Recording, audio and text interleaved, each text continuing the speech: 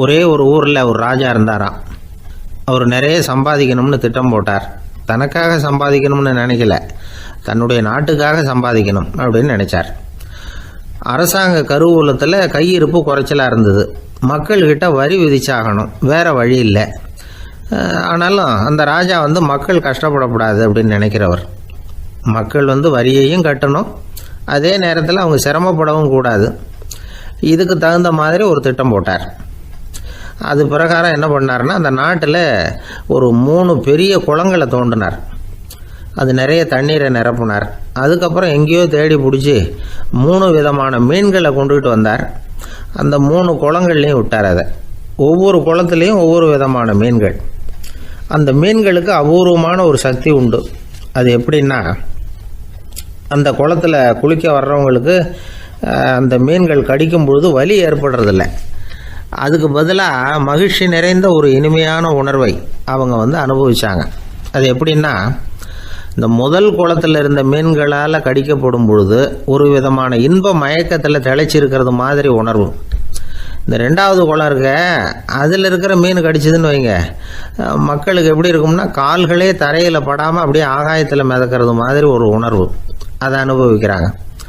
3வது குளத்தில் இருக்கிற மீன் கடிச்சதுன்னா அவங்கெல்லாம் அப்படியே கோடீஸ்வரராக மாறிட்டதாக ஒரு உணர்வு. அதை அவங்களால அனுபவிக்க முடியுது. இப்படி ஒரு அபூர்வமான மீன் அது, அந்த 3 வகை. இப்படி இருந்தால் மக்கள் அந்த குளங்கள் குளிக்கிறதுக்கு ஆசைப்படாமல் இருப்பாங்களா? அதனால் கூட்டம் கூட்டமாக அலமோத ஆரம்பிச்சிட்டாங்க. ஒவ்வொரு குளத்தின் கரையிலேயும் கியூ வரிசையில் நிற்க ஆரம்பிச்சிட்டாங்க. அந்த நாட்டு மன்னர் என்ன பண்ணார்னா, ஒவ்வொரு குளத்தங்கரையிலையும் ஒரு ராஜாங்க அதிகாரியை உட்கார வச்சார். டிக்கெட்டை அடித்து கொடுத்தார். குளிக்க வர்றவங்க கிட்ட ஒரு குறிப்பிட்ட தொகையை கட்டணமாக வசூலிக்க ஆரம்பித்தார். அவ்வளோதான்.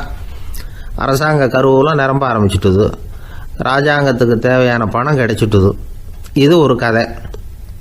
இதை பற்றி என்ன நினைக்கிறீங்க? அதாவது மக்களுக்கு சுமை தெரியாமலே வரி வசூல் பண்ணுறது நல்லது தானே அப்படின்னு நினைப்பீங்க. ஆனால் இன்றைக்கும் உலகத்தில் பல அரசாங்கங்கள் இதே மாதிரி 3 குளங்களை வெட்டி வச்சிருக்குது. மக்களும் அதில் குளிச்சுக்கிட்டு தான் இருக்கிறாங்க. அது எப்படிங்கிறீங்களா? அந்த முதல் குளம் தான் சினிமா தியேட்டர். அதில் குளிக்கிறவங்க தான் ஒரு விதமான இன்ப மயக்கத்தில் திளைச்சிருக்கிறது மாதிரியான உணர்வை அனுபவிக்கிறவங்க. 2வது குளம் தான் சாராய கடை. இந்த குளத்தில் குளிக்கிறவங்க தான் கால்களே தரையில் படாமல் ஆகாயத்தில் மிதக்கிறது மாதிரி உணர்வை அனுபவிக்கிறவங்க. 3வது குளம் லாட்ரி டிக்கெட். இதில் குளிக்கிறவங்க தாங்கள் அப்படியே கோடீஸ்வரர்களாக மாறினது மாதிரி ஒரு உணர்வு, அதை அனுபவிக்கிறவங்க. இன்றைக்கி பல நாடுகள் இந்த குளங்களை பயன்படுத்திக்கிட்டு தான் வராங்க.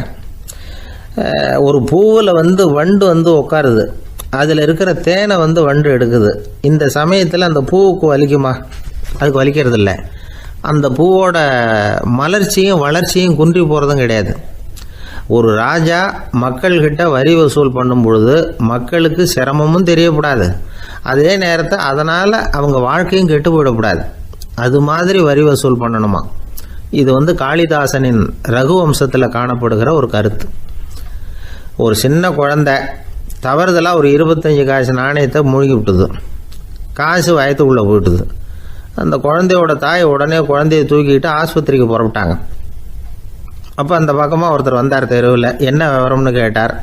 இவங்க சொன்னாங்க, குழந்தை காசை முழுங்கிட்டுது, அதுதான் அவசரமாக ஆஸ்பத்திரிக்கு தூக்கிட்டு ஓடுறேன் அப்படின்னாங்க. அவர் சொன்னார், கவலைப்படாதம்மா, உடனே இப்படி கொடுங்க குழந்தைய அப்படின்னு கையில் வாங்கினார். ஒரு கையில் அந்த குழந்தையோட கால் 2ஐயும் பிடிச்சி தலைகீழாக தூக்கி பிடிச்சார். இன்னொரு கையால் அந்த குழந்தையோட வயத்தில் குறிப்பாக ஒரு இடத்துல அப்படியே தேடி அந்த சுட்டு விரலால் ஒரு இடத்துல பொட்டுன்னு தட்டினார். உடனே காசு அந்த குழந்தையோட வாய் வழியாக வெளியில் விழுந்துட்டுது. காசை எடுத்துக்கிட்டு இருந்தாங்கம்மா உங்கள் குழந்தை அப்படின்னார். ரொம்ப நன்றிங்க, நிச்சயமாக நீங்கள் ஒரு டாக்டராக தான் இருக்கணும், என்னுடைய யூகம் சரிதானே அப்படின்னாங்களாம் அந்த அம்மா. அதுக்கு அவர், இல்லைங்க, நான் ஒரு இன்கம் டேக்ஸ் ஆஃபீஸர், வருமான வரி அதிகாரி அப்படின்னு சொல்லிவிட்டு போனாராம்.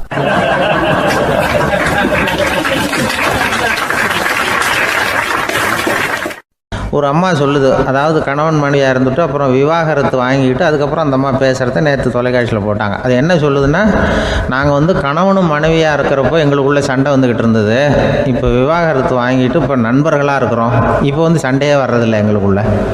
அப்படி பாருங்கள், கணவன் மனைவியாக இருந்தப்போ சண்டை வந்து தான் விவாகரத்து வாங்கினது மறுபடியும் நாங்கள் நல்லபடியாக தான் இருக்கிறோம், ஒன்றும் எங்களுக்கு சண்டை வரல. அப்படி இருக்குது இப்போ காலம் போய்கிட்டு இருக்கு. நேற்று அப்படி ஒரு இது என் கூட வேலை பார்க்குறப்போ ஒரு அம்மா இருந்தாங்க. அவங்க எப்போதும் அவங்க வீட்டுக்காரர் படத்தையே வச்சுருப்பாங்க, கையில் பத்திரமா வச்சுருப்பாங்க. அவ்வளவு மரியாதை மதிப்புன்னு சொல்லி நாங்கள்லாம் அவங்கள பெருசாக நினைப்போம். இது எதுக்குமா அவங்க வீட்டுக்காரர் படத்தை பத்திரமா இல்லை கையிலேயே வச்சுருக்கீங்களே, ஆஃபீஸுக்கெல்லாம் எடுத்துகிட்டு வந்து வச்சு அடிக்கடி எடுத்து பார்த்துக்குவாங்க. அவ்வளவு பிரியமாக அவங்க வீட்டுக்காரர் இல்லை. ஆமாம், எனக்கு ஏதாவது பிரச்சனை வந்துவிடுதுன்னா உடனே எங்கள் வீட்டுக்காரர் படத்தை எடுத்து பார்ப்பேன். பரவாயில்லையே இப்படி ஒரு இதாக. ஆமாம், இதை பார்த்துட்டு நினச்சிக்குவேன், இதை விட பிரச்சனை வேறு என்ன இருந்துட போகுது உலகத்தில் அப்படின்னு நினச்சிக்குவேன். உடனே எனக்கு எல்லாம் போயிடும் அப்படின்ட்டு தான். அப்படி ஒரு அம்மா இருந்தாங்க, இப்போவும் இருக்காங்க, வேலை பார்த்துக்கிட்டு இருக்காங்க.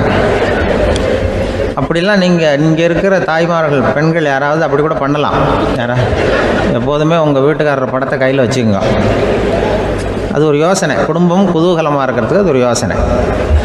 அதே மாதிரி இவங்களும் அவங்க படத்தை வச்சுக்கலாம், வச்சுக்கிட்டு பிரச்சனை வரும்பொழுது பார்த்துக்கணும், இதை விட நமக்கு என்ன வந்துட போகுது பெருசாக அப்படின்னு. அப்படி தான் இருக்கணும். குடும்பம் நல்லபடியாக இருக்கணும்னா அதுக்கு இப்போ சொல்லுவாங்க, கடவுளே ஒரு வீட்டு கணவன் வீட்டு தலைவர் கனவுல வந்தாராம். கடவுள் இது மாதிரி உன்னை விட்டுட்டு உங்கள் குடும்பத்தை ஒன்றையெல்லாம் விட்டுட்டு போக போகிறேன்னா, அதனால் ஏதாவது வர வேணும்னா கேட்டு போய் வாங்கிக்கோ அப்படின்னு கடவுள் சொன்னாராம் அந்த குடும்ப தலைவர்கிட்ட. அவருக்கு என்ன கேட்குறதுன்னு புரியல. கடவுள் விட்டுட்டு போகிறேங்கிறார், ஏதாவது வரம் கேட்டுக்கோ அப்படின்னு. நம்ம என்ன பண்ணுறது, என்ன கேட்குறதுன்னு ஒன்றும் புரியல, குழம்பிக்கிட்டு இருந்தான் அந்த ஆள் கனவில். இப்போ கடவுள் சொன்னாரா, சரி நீ ரொம்ப குழப்பமாக இருக்க, நாளைக்கு மறுபடியும் உன் கனவில் வரேன், அதுக்குள்ளே நீ முடிவு பண்ணி வை, உனக்கு என்ன வரம் வேணுமோ கேட்டு வாங்கிக்கோ, உனக்கு வரம் கொடுத்துட்டு நான் போயிடுறேன், உன்னை விட்டுட்டு போகிறதா நான் முடிவு பண்ணிட்டேன் அப்படின்ட்டுருக்கார் கடவுள். சரி ஒரு நாள் அவகாசம் கொடுங்க, நாளைக்கு நான் இதுக்குள்ளே முடிவு பண்ணி வைக்கிறேன்ட்டு அவர் வந்தார். மறுநாள் முழிச்சுக்கிட்டு மனைவி மகன் மக்கள் எல்லாரையும் கூப்பிட்டார், குடும்பத்தில் எல்லாரையும். அப்படி வாங்க, இது மாதிரி நேற்று கனவுல வந்தார் கடவுள், நம்மளை விட்டுட்டு போக போகிறாராம், என்ன வரம் வேணும்னு கேட்டு வாங்கிங்கோ அப்படின்னு போய் சொல்லிட்டார். என்ன கேட்குறதுன்னா அப்படின்னு அந்த கணவன் கேட்குறான். இந்த மனைவி சொல்கிறாங்க, என் உடம்பு பூரா நகையாக இருக்கணும் அப்படின்னு கேளு அப்படின்ட்டுருக்கு. அதுக்குள்ளே அந்த ஒரு பொண்ணு ஓடி அப்படிலாம் கேட்காதப்பா கடவுள்கிட்ட, இப்போ இருக்கிற சொத்து எவ்வளோ இருக்கோ அதுபோல் இன்னொரு பங்கு வேணும்னு கேளு அப்படின்னு. அந்த பையன் அவன் வேறு சொன்னான், அவன் அது நமக்கு இது போல் ஒரு 10 பங்காவது வேணும், 2 பங்களா கார் வேணும் அப்படின்னு அவன் ஒரு லிஸ்ட்டை கொடுத்தான். இவர் என்ன கேட்குறதுன்னு முடிவு பண்ணுறதுக்குள்ள அங்கே வேலை செய்கிற அம்மா, ஒரு வயசான அம்மா வந்திருக்கு, வேலை செய்கிற அம்மா. அது சொல்லிச்சான் இவர்கிட்ட, தப்பாரு கடவுள்கிட்ட அப்படிலாம் கேட்காதப்பா, நாளைக்கு வரும்பொழுது என்ன வர வேணும்னா எங்கள் குடும்பத்தில் எல்லாரும் அன்பாக இருக்கணும் பாசமாக இருக்கணும்னு கேட்டு வாங்கிக்கோ வரத்தை. அன்பு பாசம் குடும்பத்தில் எப்போதும் நிலவணும்னு கேட்டு வாங்கிக்கோ, வேற எல்லாம் நம்ம பார்த்துக்கலான்னு அந்த பெரியம்மா சொல்லிச்சான். மறுநாள் அதே மாதிரி படுத்து தூங்கினார். கடவுள் கனவுல வந்தார். கேட்கும்பொழுது இவர் சொன்னாராம், ஐயா எனக்கு எங்கள் குடும்பத்தில் நாங்கள் கணவன் மனைவி புள்ள குட்டி எல்லாம் பாசமாக இருக்கணும் அன்பாக இருக்கணும், இதுதான் எங்களுக்கு வர வேணும் அப்படின்னு கேட்டாராம். இவர் கேட்டதும் கடவுள் தலையை சொரிய ஆரம்பிச்சிட்டாராம். ஏன் என்ன யோசிக்கிறீங்கன்னு கேட்டிருக்காரு. நீங்கள் அன்பாக பிரியமாக இருந்தீங்கன்னா அப்புறம் ஏன் நான் உங்களை விட்டுட்டு போக போகிறேன், நான் ஏற்கனவே இல்லைங்கிறதுனால தான் உங்களை விட்டு போகலாம்னு முடிவு பண்ணியிருந்தேன். இப்போ நீங்கள் ஏற்கனவே பாசமாக இருந்தீங்கன்னா நான் இனிமேல் போக மாட்டேன், அதனால் ஏன் முடிவும் மாற்றிக்க வேண்டியது தான், உங்கள் கூட தான் இருக்க போகிறேன்னாராம். இப்படி ஒரு கதை சொல்லுவாங்க. அதனால் ஒரு குடும்பத்தில் அந்தந்த உறவு முறைகள் சரியாக இருக்கிற வரைக்கும் எல்லாம் நல்லாயிருக்கும். அங்கே தான் இறைவன் வாழும் இல்லம்ங்கிறாங்களே, அதுதான் அதில் அந்த குடும்ப தலைவருங்கிறவர் கணவன் அப்படிங்கிறதுனால அவருக்கு தான் பொறுப்பு. அவருக்கு நிறைய சகிப்புத்தன்மை வேணும், கோபம் வரக்கூடாது, யார் என்ன சொன்னாலும் போகணும். சில கணவன்மார்கள் எது சொன்னாலும் மனைவி தட்டுறதில்லை. அங்கே போனால் போவாங்க, எதுக்கு போக சொல்கிறேன்னு கேட்குறதில்ல, போகிறது, இங்கே வான்னா வர்றது. திருவள்ளூர் மனைவி இருந்தாருன்னு சொல்கிறாங்கல்ல, அது மாதிரி. அது எப்படின்னா ஒருத்தர் சொன்னார், அது அப்படி இல்லை, அதுக்கு ஒரு கதை சொன்னார். ஹிட்லர் வந்தாராம் ஒரு தடவை, ஒரு பெரிய கப்பல் மேலே, கப்பலுடைய மேல் தளத்தில் ஹிட்லர் வந்துக்கிட்டு இருக்கார். ஒரு இங்கிலீஷ் கேப்டன் எதிரில் நிற்கிறான். அவனுக்கு பெரிய ஆச்சரியம், இந்த ஆள் எப்படி இப்படி ஒரு தனி மனிதனாக இருந்துக்கிட்டு உலகத்தையே இப்படி இந்த பாடுபடுத்துகிறார் அப்படின்னு சொல்லி, உன்னுடைய வெற்றிக்கு என்ன காரணம்னு கேட்டாராம் அந்த இங்கிலீஷ் கேப்டன். இப்போ ஹிட்லர் சொன்னாராம், என்னுடைய வெற்றிக்கு காரணம் என்கிட்ட வேலை செய்கிற ஊழியர்கள். நான் கிழிச்ச கோட்டை தாண்ட மாட்டாங்க, நான் என்ன சொல்கிறேனோ அதை உடனே செய்வாங்க, ஏன் எதுக்குன்னு எதிர்த்து பேச மாட்டாங்க. அதுதான் என்னுடைய வெற்றிக்கு காரணம் அப்படின்னு சொல்லி அதை நிரூபித்து காட்டுறேன் பார் அப்படின்னு சொல்லி கையை தட்டினாரான் ஹிட்லர். உடனே ஒரு சிப்பாய் எங்கேருந்து வந்து லெஃப்ட் ரைட் போட்டு வந்து சல்யூட் பண்ணி நின்னான். உடனே ஹிட்லர் சொன்னார், நீ அப்படியே அந்த கப்பல் மேல் தளத்துலேருந்து அப்படி கடலில் விழுந்து செத்து போடா அப்படின்னு பொத்துன்னு குதிச்சுட்டான். எதுக்கு சொல்கிறேன் என்ன இதில், உடனே குதிச்சு செத்து போட்டான். இவருக்கு பெரிய ஆச்சரியம் கேப்டனுக்கு. ஹிட்லர் சொன்னார், இதுதான் என்னுடைய வெற்றிக்கு காரணம், இந்த பார் இன்னொருத்தனை கூப்பிட்றேன் அப்படின்னு தட்டினா இந்த பக்கத்துலேருந்து ஒருத்தன் வந்தான். லெஃப்ட் ரைட் வந்து நின்னா, நீ இப்படி குதிச்சு செத்து போடா அப்படின்னு பொத்துன்னு குதிச்சிட்டான். எதுக்கு போக சொல்கிறீங்கன்னு ஒன்றுமே கேட்கல, குதினா உடனே குதிச்சிட்டான். அப்போ ஹிட்லர் சொன்னார், இதே மாதிரி என்னுடைய ஒவ்வொரு ஊழியர்களும் இருக்கிறாங்க, நானும் ஊழியர்களை இழக்கிறதுக்கு தயாராக இல்லை, இந்த மாதிரி தயாராக இருப்பேன் எப்போதும். இந்த மாதிரி இன்னொருத்தரம் தட்டுறேன்னு இன்னொருத்தர் வந்தார். எதிர்த்தாப்புலேருந்து ஒருத்தன் லெஃப்ட் ரைட் சல்யூட் அடித்தான். நீயும் குதிச்சு செத்து போடான்னு இருக்கார் ஹிட்லர். இவனால் பொறுக்க முடியல, இந்த இங்கிலீஷ் கேப்டன் அனாவசியமாக ஒவ்வொருத்தனாக குதிச்சுட்றானேன்னு சொல்லி ஓடி போய் அவனை குதிச்சிட்டான். குதிக்கிறதுக்கு முன்னாடி பிடிச்சி தனியாக எடுத்துகிட்டு போட்டான். தனியாக எடுத்துகிட்டு போய் அந்த சிப்பாய்கிட்ட கேட்டாரான் அந்த இங்கிலீஷ் கேப்டன், ஏன்ப்பா அந்த ஆள் குதிக்க சொல்கிறான்னா நீ ஏன் எதுக்குன்னு கேட்குறது இல்லையா, உடனே குதித்து செத்து போகிறீங்களே, இதெல்லாம் என்ன அநியாயம் அப்படின்ட்டுருக்கான் அந்த இங்கிலீஷ் கேப்டன் கையை பிடிச்சிக்கிட்டு. உடனே அந்த சிப்பாய்க்கு கோவம் வந்துட்டு தான், உடையா கையை, இவன்ட்ட வேலை பார்க்குறத விட உழுந்து செத்து போகலான்னு நான் குதிக்கிறான், என்ன அனாவசியமாக எதுக்கே இருக்க சொல்கிறேன் அப்படின்னு சொல்லி குதிச்சுட்டானா. அதனால் இந்த உடனே சொல்கிறத செய்கிறாங்க பாருங்கள், அவங்கள நம்பக்கூடாது. கணவன்மார்களுக்கு ஒரு எச்சரிக்கை, சொல்கிறத உடனே செஞ்சுருவாங்க மனைவி, நீ அங்கே போனால் போங்க வரணும் அது ஹிட்லர் மாதிரி நினைக்கிறாங்கன்னு அர்த்தம். இதுகிட்ட பேசிக்கிட்டு இருக்கிறத விட சொல்கிறத செஞ்சுட்டு போடுவோமே, அப்படி சமாளிக்கிற கணவன்மார்கள் உண்டு. குடும்பத்தில் வந்து அப்படிலாம் இருந்து சமாளிக்கிறாங்க. பிள்ளைகளை பற்றி சொல்லுவாங்க.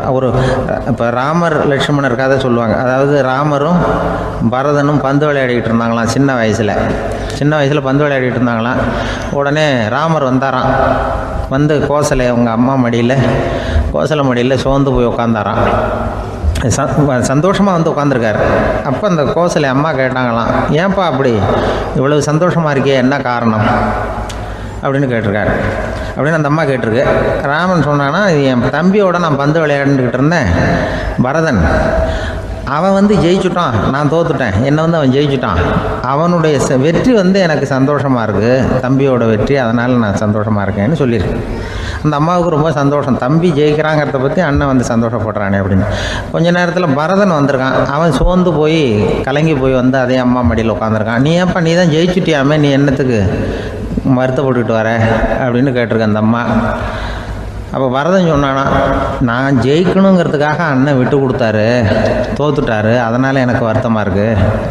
உண்மையில் அவர் தான் ஜெயிச்சிருக்க வேண்டியது, எனக்காக விட்டு கொடுத்தாரு அண்ணன், அதனால் நான் வருத்தப்படுறேன்னா. அப்போ அந்த அம்மா சொல்லிச்சான், இப்படி தான் தம்பியினுடைய வெற்றி அண்ணனை சந்தோஷப்படுத்துது, அண்ணனுடைய தோல்வி வந்து தம்பியை வருத்தப்பட வைக்குது, இப்படி தான் இருக்கணும் அண்ணன் தம்பின்னா, அப்படி தான் குடும்பத்தில் இருக்கணும்னு சொல்லி அந்த அம்மா சொன்னதாக சொல்லுவாங்க ராமாயண கதை. அதே போல் இப்போ இதில் வரும், நபிகள் நாயகத்தினுடைய பேரர்கள் பாத்திமாவனுடைய பிள்ளைகள் 2 பேர், ஹசன் ஹுசைன் 2 பேர் நபிகள் நாயகத்தினுடைய பேரன்மார்கள். அன்னை பாத்திமாவனுடைய குழந்தைகள். ஹசனும் ஹுசைனும் பேசிக்கிறதே இல்லையா கொஞ்ச நாள்.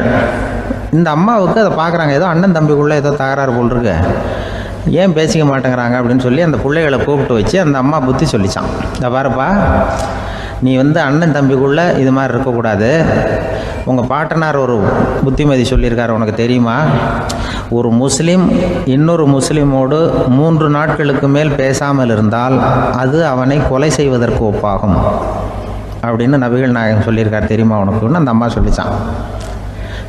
அப்போ அந்த தம்பிக்காரர் சொன்னாராம், ஹுசைன் சொல்லியிருக்கார், அதுவும் எனக்கு தெரியும். அதே தாத்தா பாட்டனார் என்ன சொல்லியிருக்காருன்னா, அந்த 2 பேரில் யார் முதல்ல சலாம் சொல்கிறாங்களோ, யார் முதல்ல முன்னாடி பேசுகிறாங்களோ அவங்களுக்கு சொர்க்கம் கிடைக்கும், இறைவனுடைய ஆசி கிடைக்கும்னு சொல்லியிருக்கிறார். அந்த ஆசி அண்ணனுக்கு கிடைக்கட்டுமேங்கிறதுக்காக நான் பேசாமல் இருக்கிறேன் அப்படின்னா. அந்த ராமனும் பரதனும் எப்படி இருந்தாங்களோ அப்படி தான் ஹசனும் ஹுசைனும் இருந்திருக்கிறார்கள். அந்த பாசம்தான் குடும்பத்தில் வேணும். வாழ்க்கையில் வெற்றி பெற என்ன வழி? இது ஒரு முக்கியமான கேள்வி. இதுக்கு எல்லாரும் பொதுவாக சொல்கிற ஒரு பதில், உழைச்சா வெற்றி பெறலாம் அப்படிங்கிறது தான். வாழ்க்கையில் வெற்றி பெற உழைப்பு மட்டும் இருந்தால் போதாது, நேர்மையும் வேணும் அப்படிங்கிறார் பால் ஹாஃப்மேன். இவர் யார் தெரியுமா? இவர் ஒரு பெரிய பொருளாதார நிபுணர். 2வது உலகப் போர் முடிஞ்ச சமயம் அப்போ இவர் அமெரிக்காவின் நிதி ஆலோசகராக இருந்தார். தன்னுடைய வாழ்க்கையில நடந்த பழைய நிகழ்ச்சி ஒன்று அவர் சொன்னார். இளம் வயசுல படிச்சு முடிச்சதும் அவர் வேலை தேடிட்டு இருந்தாராம். அப்போ ஒரு கால்நடை வைத்தியர்கிட்ட போய் வேலை கேட்டிருக்காரு. இவர் அங்கே போன சமயத்தில் அந்த டாக்டர் தன்னுடைய பழைய கார் ஒன்றை விற்பனை செய்யறதுக்காக வேற ஒருத்தர்கிட்ட பேரம் பேசிக்கிட்டு இருந்தார். வாங்க வந்தவர் இவர்கிட்ட அந்த காரை பற்றின விவரம்லாம் கேட்டுக்கிட்டு இருந்தார். கார் நல்ல நிலைமையில் இருக்குமா அப்படிங்கிற கவலை அவருக்கு. எல்லா விவரங்களையும் கேட்டுக்கிட்டு அவர் கடைசியாக சொன்னார், டாக்டர், இந்த காரை நீங்களே என்னுடைய ஊருக்கு ஓட்டிகிட்டு வர வேண்டியது. கார் எந்த ரிப்பேரும் ஆகாமல் என்னுடைய ஊருக்கு சேர்ந்துட்டுதுன்னா அங்கேயே நான் பணம் கொடுத்து இந்த காரை வாங்கிக்கிறேன் அப்படின்னார். நம்ம கார் அவ்வளோ தூரத்துக்கு வழியில் எந்த கோளாறும் இல்லாமல் போய் சேருமா அப்படிங்கிற சந்தேகம் டாக்டருக்கு. அவர் என்ன செஞ்சார் தெரியுமா? தன்கிட்ட வேலை கேட்டு வந்திருந்த இளைஞர் பால் ஹாஃப்மேனை கூப்பிட்டார். அவர்கிட்ட சொன்னார், இதை பாருப்பா, இந்த காரை நீ அவருடைய ஊர் வரைக்கும் நல்லபடியாக ஓட்டிகிட்டு போய் சேர்த்துட்டீங்கன்னா உனக்கு நான் வேலை கொடுத்து விட்றேன். அது மட்டும் இல்லை, காரு விற்கிற தொகையில் கமிஷனும் கொடுக்குறேன், என்ன சம்மதமா அப்படின்னு கேட்டார். ஹாஃப்மேன் யோசனை பண்ணார். அதுக்கப்புறம் சரின்னு சொல்லி சம்மதிச்சார். கொஞ்ச நேரத்தில் அவரும் கார் வாங்க வந்தவரும் புறப்பட்டாங்க. இவர் ரொம்ப சிரமப்பட்டு வழியில் எங்கேயும் நிறுத்தாமல் காரை ரொம்ப சாமர்த்தியமாக ஓட்டிகிட்டு போய் சேர்த்துட்டார். இவரை அழைச்சிக்கிட்டு வீட்டுக்குள்ளே போனார். அப்புறம் கேட்டார், இதை பார்ப்பா, இப்போ சொல்லு, இந்த காரோட நிலைமை இப்போ எப்படி இருக்குது? உண்மையிலேயே இது நல்ல நிலைமையில் இருக்குதா? உன்னுடைய மனசாட்சிப்படி பதில் சொல் அப்படின்னார். இவரும் உடனே காரு நல்ல நிலைமையில தான் இருக்குது அப்படின்னு சொல்கிறதுக்கு வாயை திறந்தார். அதுக்குள்ள பார்வை எதிரில் உள்ள சுவர் மேலே பட்டுது. அங்கே இயேசுநாதர் படம் ஒன்று மாட்டியிருந்தாங்க. அதுக்கு அடியில் எழுதியிருந்த வாசகம் என்னன்னா, நீ பேசும் ஒவ்வொரு வார்த்தையையும் இயேசு கவனித்து கொண்டிருக்கிறார் அப்படின்னு இருந்தது. அந்த வரிகளை பார்த்தார். உடனே காரு சரியில்லை அப்படிங்கிற உண்மையை சொல்லிவிட்டார்.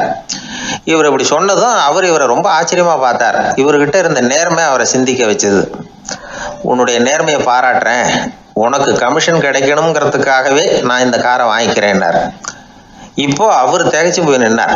மறுபடியும் அவர் சொன்னார், நீ காரை ஓட்டிட்டு வரும்பொழுதே உன்னுடைய திறமையை பார்த்தேன், உனக்கு விருப்பம் இருந்தால் நீ என்கிட்டயே வேலைக்கு சேர்ந்துடலாம் அப்படின்னார். பால் ஹாஃப்மேன் அவர்கிட்ட வேலைக்கு சேர்ந்தார். படிப்படியாக முன்னேறினார். கடைசியில் பார்த்தீங்கன்னா அமெரிக்காவினுடைய நிதி ஆலோசகராக ஆனார். அதுக்கப்புறம் அவர் அந்த பழைய சம்பவத்தை எப்பவும் மறக்கிறதில்ல, அடிக்கடி சொல்கிறது உண்டு. அதனால் இதிலேருந்து நாம் தெரிஞ்சுக்க வேண்டியது என்னென்னா, வாழ்க்கையில் முன்னுக்கு வரணும்னா உழைப்பு மட்டும் போதாது, நேர்மையும் வேணும். ஆனால் இந்த காலத்தில் சிலருடைய நேர்மை நமக்கு ஆச்சரியமாக கூட இருக்கும். ஒருத்தர் புஸ்தக கடை வச்சுருந்தார். ரொம்ப நேரமாக தேடி ஒரு புத்தகத்தை கையில் எடுத்தார். அதுக்கு பில் போட சொன்னார். அந்த புத்தக கடைக்கு வந்த இன்னொருத்தர் பில் போடுறவர், சார், இந்த புத்தகம் மகா அறுவை, மகா மட்டம், இது வேணாம், உங்களுக்கு வேற ஏதாவது ஒன்று பாருங்கன்னார். புத்தக கடை வச்சிருக்கிறவரே இப்படி சொன்னார். வாங்க வந்தவர் இவர் ஆச்சரியமா பார்த்தார்.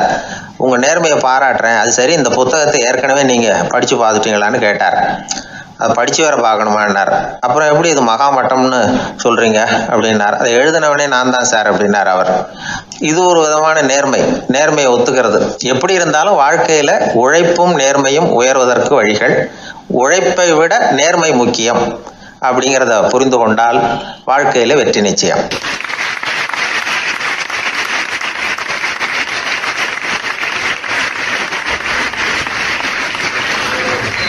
ஒரு பூங்கா, அங்கே ஒருத்தர் நின்றுட்டு இருக்கிறார். நின்றுக்கிட்டே ஏதோ ஆழ்ந்த யோசனையில் இருக்கிறார். அந்த பக்கமாக இன்னொருத்தர் வந்தார். இவரை கவனிச்சார்.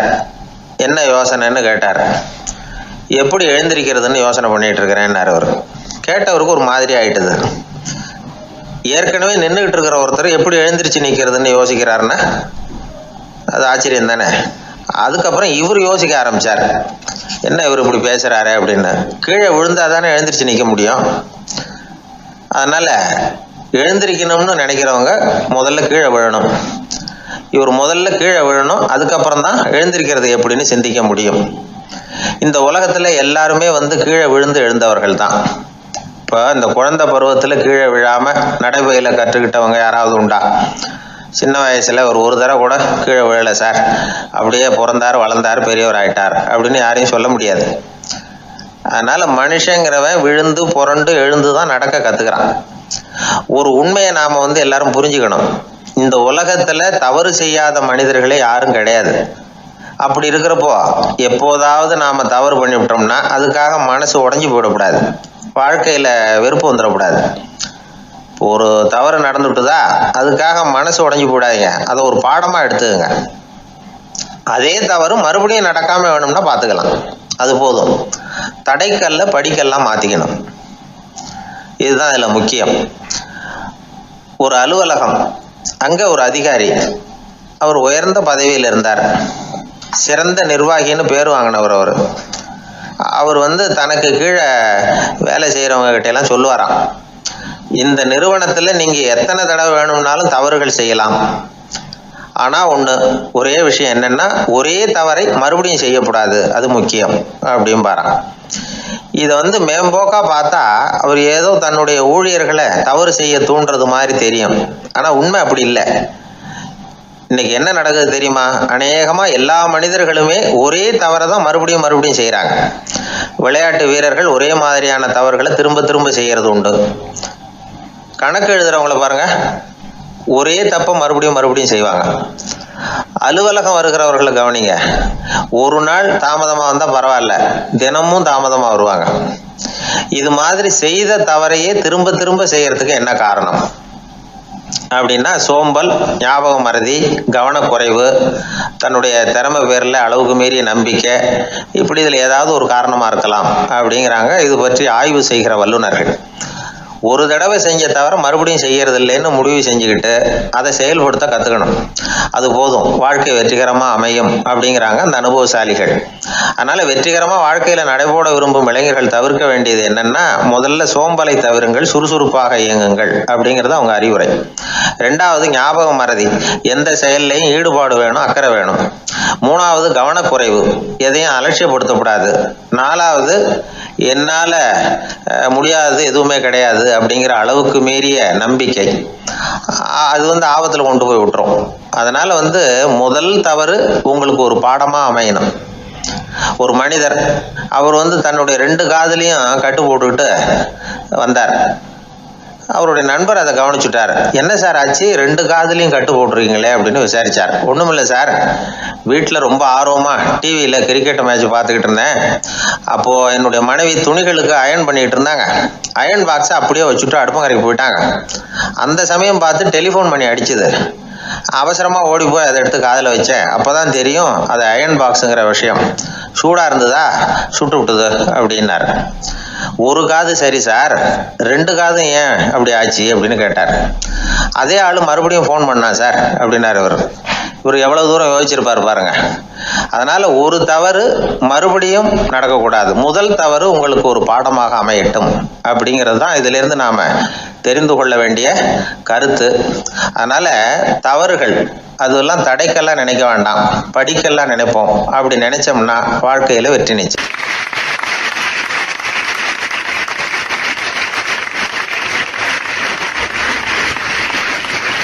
நபிகள் நாயகம் உட்கார்ந்துருக்கிறார். அந்த சமயம் அம்மா அங்க வர்றாங்க. அவங்க கையில திராட்சை பழ கொத்து, அதை கொண்டுகிட்டு நபிகள் கிட்ட கொடுக்குறாங்க. சாப்பிடுங்க அப்படின்னு சொல்லி ரொம்ப அன்பா வேண்டிக்கிறாங்க. நபிகள் நாயகமும் ரொம்ப பிரியமா அதை வாங்கிட்டார். அதுக்கப்புறம் அதை சாப்பிட ஆரம்பிச்சார். நபிகள் நாயகம் மதீனாவில் தங்கி இருந்தப்போ இது மாதிரி நிறைய பேர் பழங்களையும் தின்பண்டங்களையும் கொண்டுகிட்டு கொடுக்கறது வழக்கம்.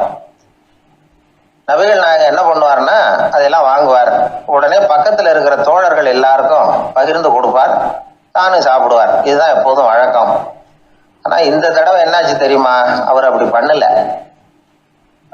ஒவ்வொரு பழமா எடுத்து தானே சாப்பிட்டுக்கிட்டு இருக்கிறார். அவர் விருப்பமா சாப்பிடுகிற காட்சியை ஆசை தீர பார்த்துக்கிட்டு இருந்தாங்க அந்த வயசான அம்மா, அந்த பழத்தை கொடுத்தவங்க. அவங்களுக்கு ரொம்ப மகிழ்ச்சியா இருந்தது, மன நிறைவா இருந்தது. நாம ஆசையா கொண்டுகிட்டு கொடுக்குற பழத்தை நபிகள் நாயகம் இவ்வளவு பிரியமா சாப்பிட்றாரு அப்படின்னு நினைச்சு ரொம்ப சந்தோஷப்பட்டாங்க. அதுக்கப்புறம் அங்க இருந்து அவங்க புறப்பட்டு போயிட்டாங்க. அந்த அம்மா போனதுக்கு அப்புறம் பக்கத்துல இருந்த தோழர்கள் பேச ஆரம்பிச்சாங்க. ஏன்னா அவங்களுக்கு சந்தேகம், இன்னைக்கு வித்தியாசமா நடந்துகிட்டாரு அப்படின்னு. அண்ணலே, எது உங்களுக்கு வந்தாலும் எங்க எல்லாருக்கும் கொடுத்துட்டு தான் நீங்க சாப்பிடுவீங்க, இன்னைக்கு மட்டும் நீங்க அப்படி செய்யலையே, எல்லா பழத்தையும் நீங்களே சாப்பிட்டீங்களே, அதுக்கு என்ன காரணம் அப்படின்னு கேட்டாங்க. இப்படி கேட்கறதுனால நாயகம் அதை தப்பா புரிஞ்சுக்க மாட்டார் அப்படிங்கிறது அவங்களுக்கு தெரியும். யாரும் எதையும் அவர்கிட்ட கேட்கலாம், அப்படி கேட்கறதுக்கு உரிமை உண்டு. இந்த ஜனநாயக முறைகளுக்கு அவர்கள் கொடுத்த மரியாதை இது. தோழர்களின் கேள்விக்கு நபிகள் பதில் சொல்ல ஆரம்பிச்சார். நண்பர்களே, அந்த அம்மா ரொம்ப பிரியமா அந்த பழங்களை என்கிட்ட கொண்டுகிட்டு வந்து கொடுத்தாங்க. முதல்ல ஒரு பழத்தை எடுத்து வாயில போட்டு பார்த்தேன். அது ரொம்ப புளிப்பா இருந்தது, சாப்பிடுறது ரொம்ப கஷ்டம். உங்ககிட்ட யாருக்காவது அதை கொடுத்துருந்தா அதுல வாயில போட்டதும் புளிப்பு தாங்காம முகம் சுழிச்சிருப்பீங்க. அதை அந்த அம்மா பார்த்துட்டாங்கன்னா வருத்தப்பட்டிருப்பாங்க. ஆசையா கொண்டுகிட்டு வந்து நமக்கு கொடுத்துருக்குறாங்க. அவங்க அன்பான மனசை நோகடிக்கிறதுக்கு நான் விருப்பப்படலை. அதனால முகம் சுழிக்காம சாப்பிடணுமேங்கிறதுக்காகத்தான் அந்த பழங்கள் பூராவே நானே சாப்பிட்டுட்டேன் அப்படின்னு புன்முறுவலோட பதில் சொன்னாராம் நபிகள் நாயகம். இன்னொருத்தர் மனசு புண்படக்கூடாதுங்கிறதுக்காக புளிப்பையும் இனிப்பா ஏற்றுக்கொள்ளுகிற பண்பாடு இருக்கு பாருங்க, அது ஒரு பெரிய நாகரிகம். அது எல்லாருக்கும் சுலபமா வந்துடாது. நல்லா இருக்கிற பழத்தையே என்ன இவ்வளவு மோசமா இருக்குன்னு சொல்லுகிறவர்கள் தான் நம்ம கிட்ட அதிகம். இந்த காலத்துல இல்வாழ்க்கையில இந்த நாகரிகத்தை சில பேர் கடைபிடிக்கிறது உண்டு. நல்லா இருக்க இல்லையோ முகம் சுளிக்காம சாப்பிடுவாங்க. ஏன்னு கேட்டா, எதுக்காக சார் வீண் வம்பு, ஏதோ நமக்குன்னு கொடுத்து வச்சது அவ்வளவுதான் அப்படின்னு நினைச்சுக்கிட்டு போக வேண்டியது தானே அப்படிம்பாங்க. இவங்கெல்லாம் கூட ஒரு விதத்துல பண்பாடு தெரிஞ்சவர்கள் தான். ஒரு ஆளு ஊரெல்லாம் சுத்தி விட்டு கடைசியில அழுத்து போய் ஒரு ஹோட்டலுக்குள்ள நுழைஞ்சானா. ரொம்ப களைப்பா இருந்தது அவனுக்கு. அதனால ரொம்ப களைப்படைஞ்சு போய் ஒரு நாற்காலியில போய் உட்காந்துருக்கிறான். இவனை பார்த்ததும் சர்வர் ஓடி வந்தார். சார் உங்களுக்கு என்ன வேணும்னு கேட்டார். எனக்கு தேவை 2 தோசையும் கொஞ்சம் அன்பான வார்த்தைகளும் அப்படின்னா. சர்வர் உள்ள போனார், 2 தோசையை கொண்டாந்து வச்சார். அன்பான வார்த்தை கேட்டனே அப்படின்னா இவன். சர்வர் ரொம்ப பணிவா குனிஞ்சு இவன் காதோரமா சொன்னார், ஐயா இந்த தோசையை சாப்பிட்றாதீங்க, புளிச்சு போன பழைய மாவு அப்படின்னாரு. இது பாருங்க, அன்பான வார்த்தையும் 2 தோசையும் கேட்டார், கொண்டாந்து கொடுத்துட்டார். இப்படி இருக்கிறவர்களும் இன்றைய மனிதர்கள்ல அதிகம். அதனால மனிதர்கள் ஒவ்வொருத்தரும் ஒவ்வொரு விதம். நம்ம கிட்ட பிரியமா நடந்துகிறவர்கள் மனம் கோணும்படி நாம் நடந்து கொள்ளக்கூடாது அப்படிங்கிறது தான் நபிகள் நாயகம் அவருடைய செயல் மூலமா நமக்கு உணர்த்தி இருக்கிற வாழ்வியல் உண்மை.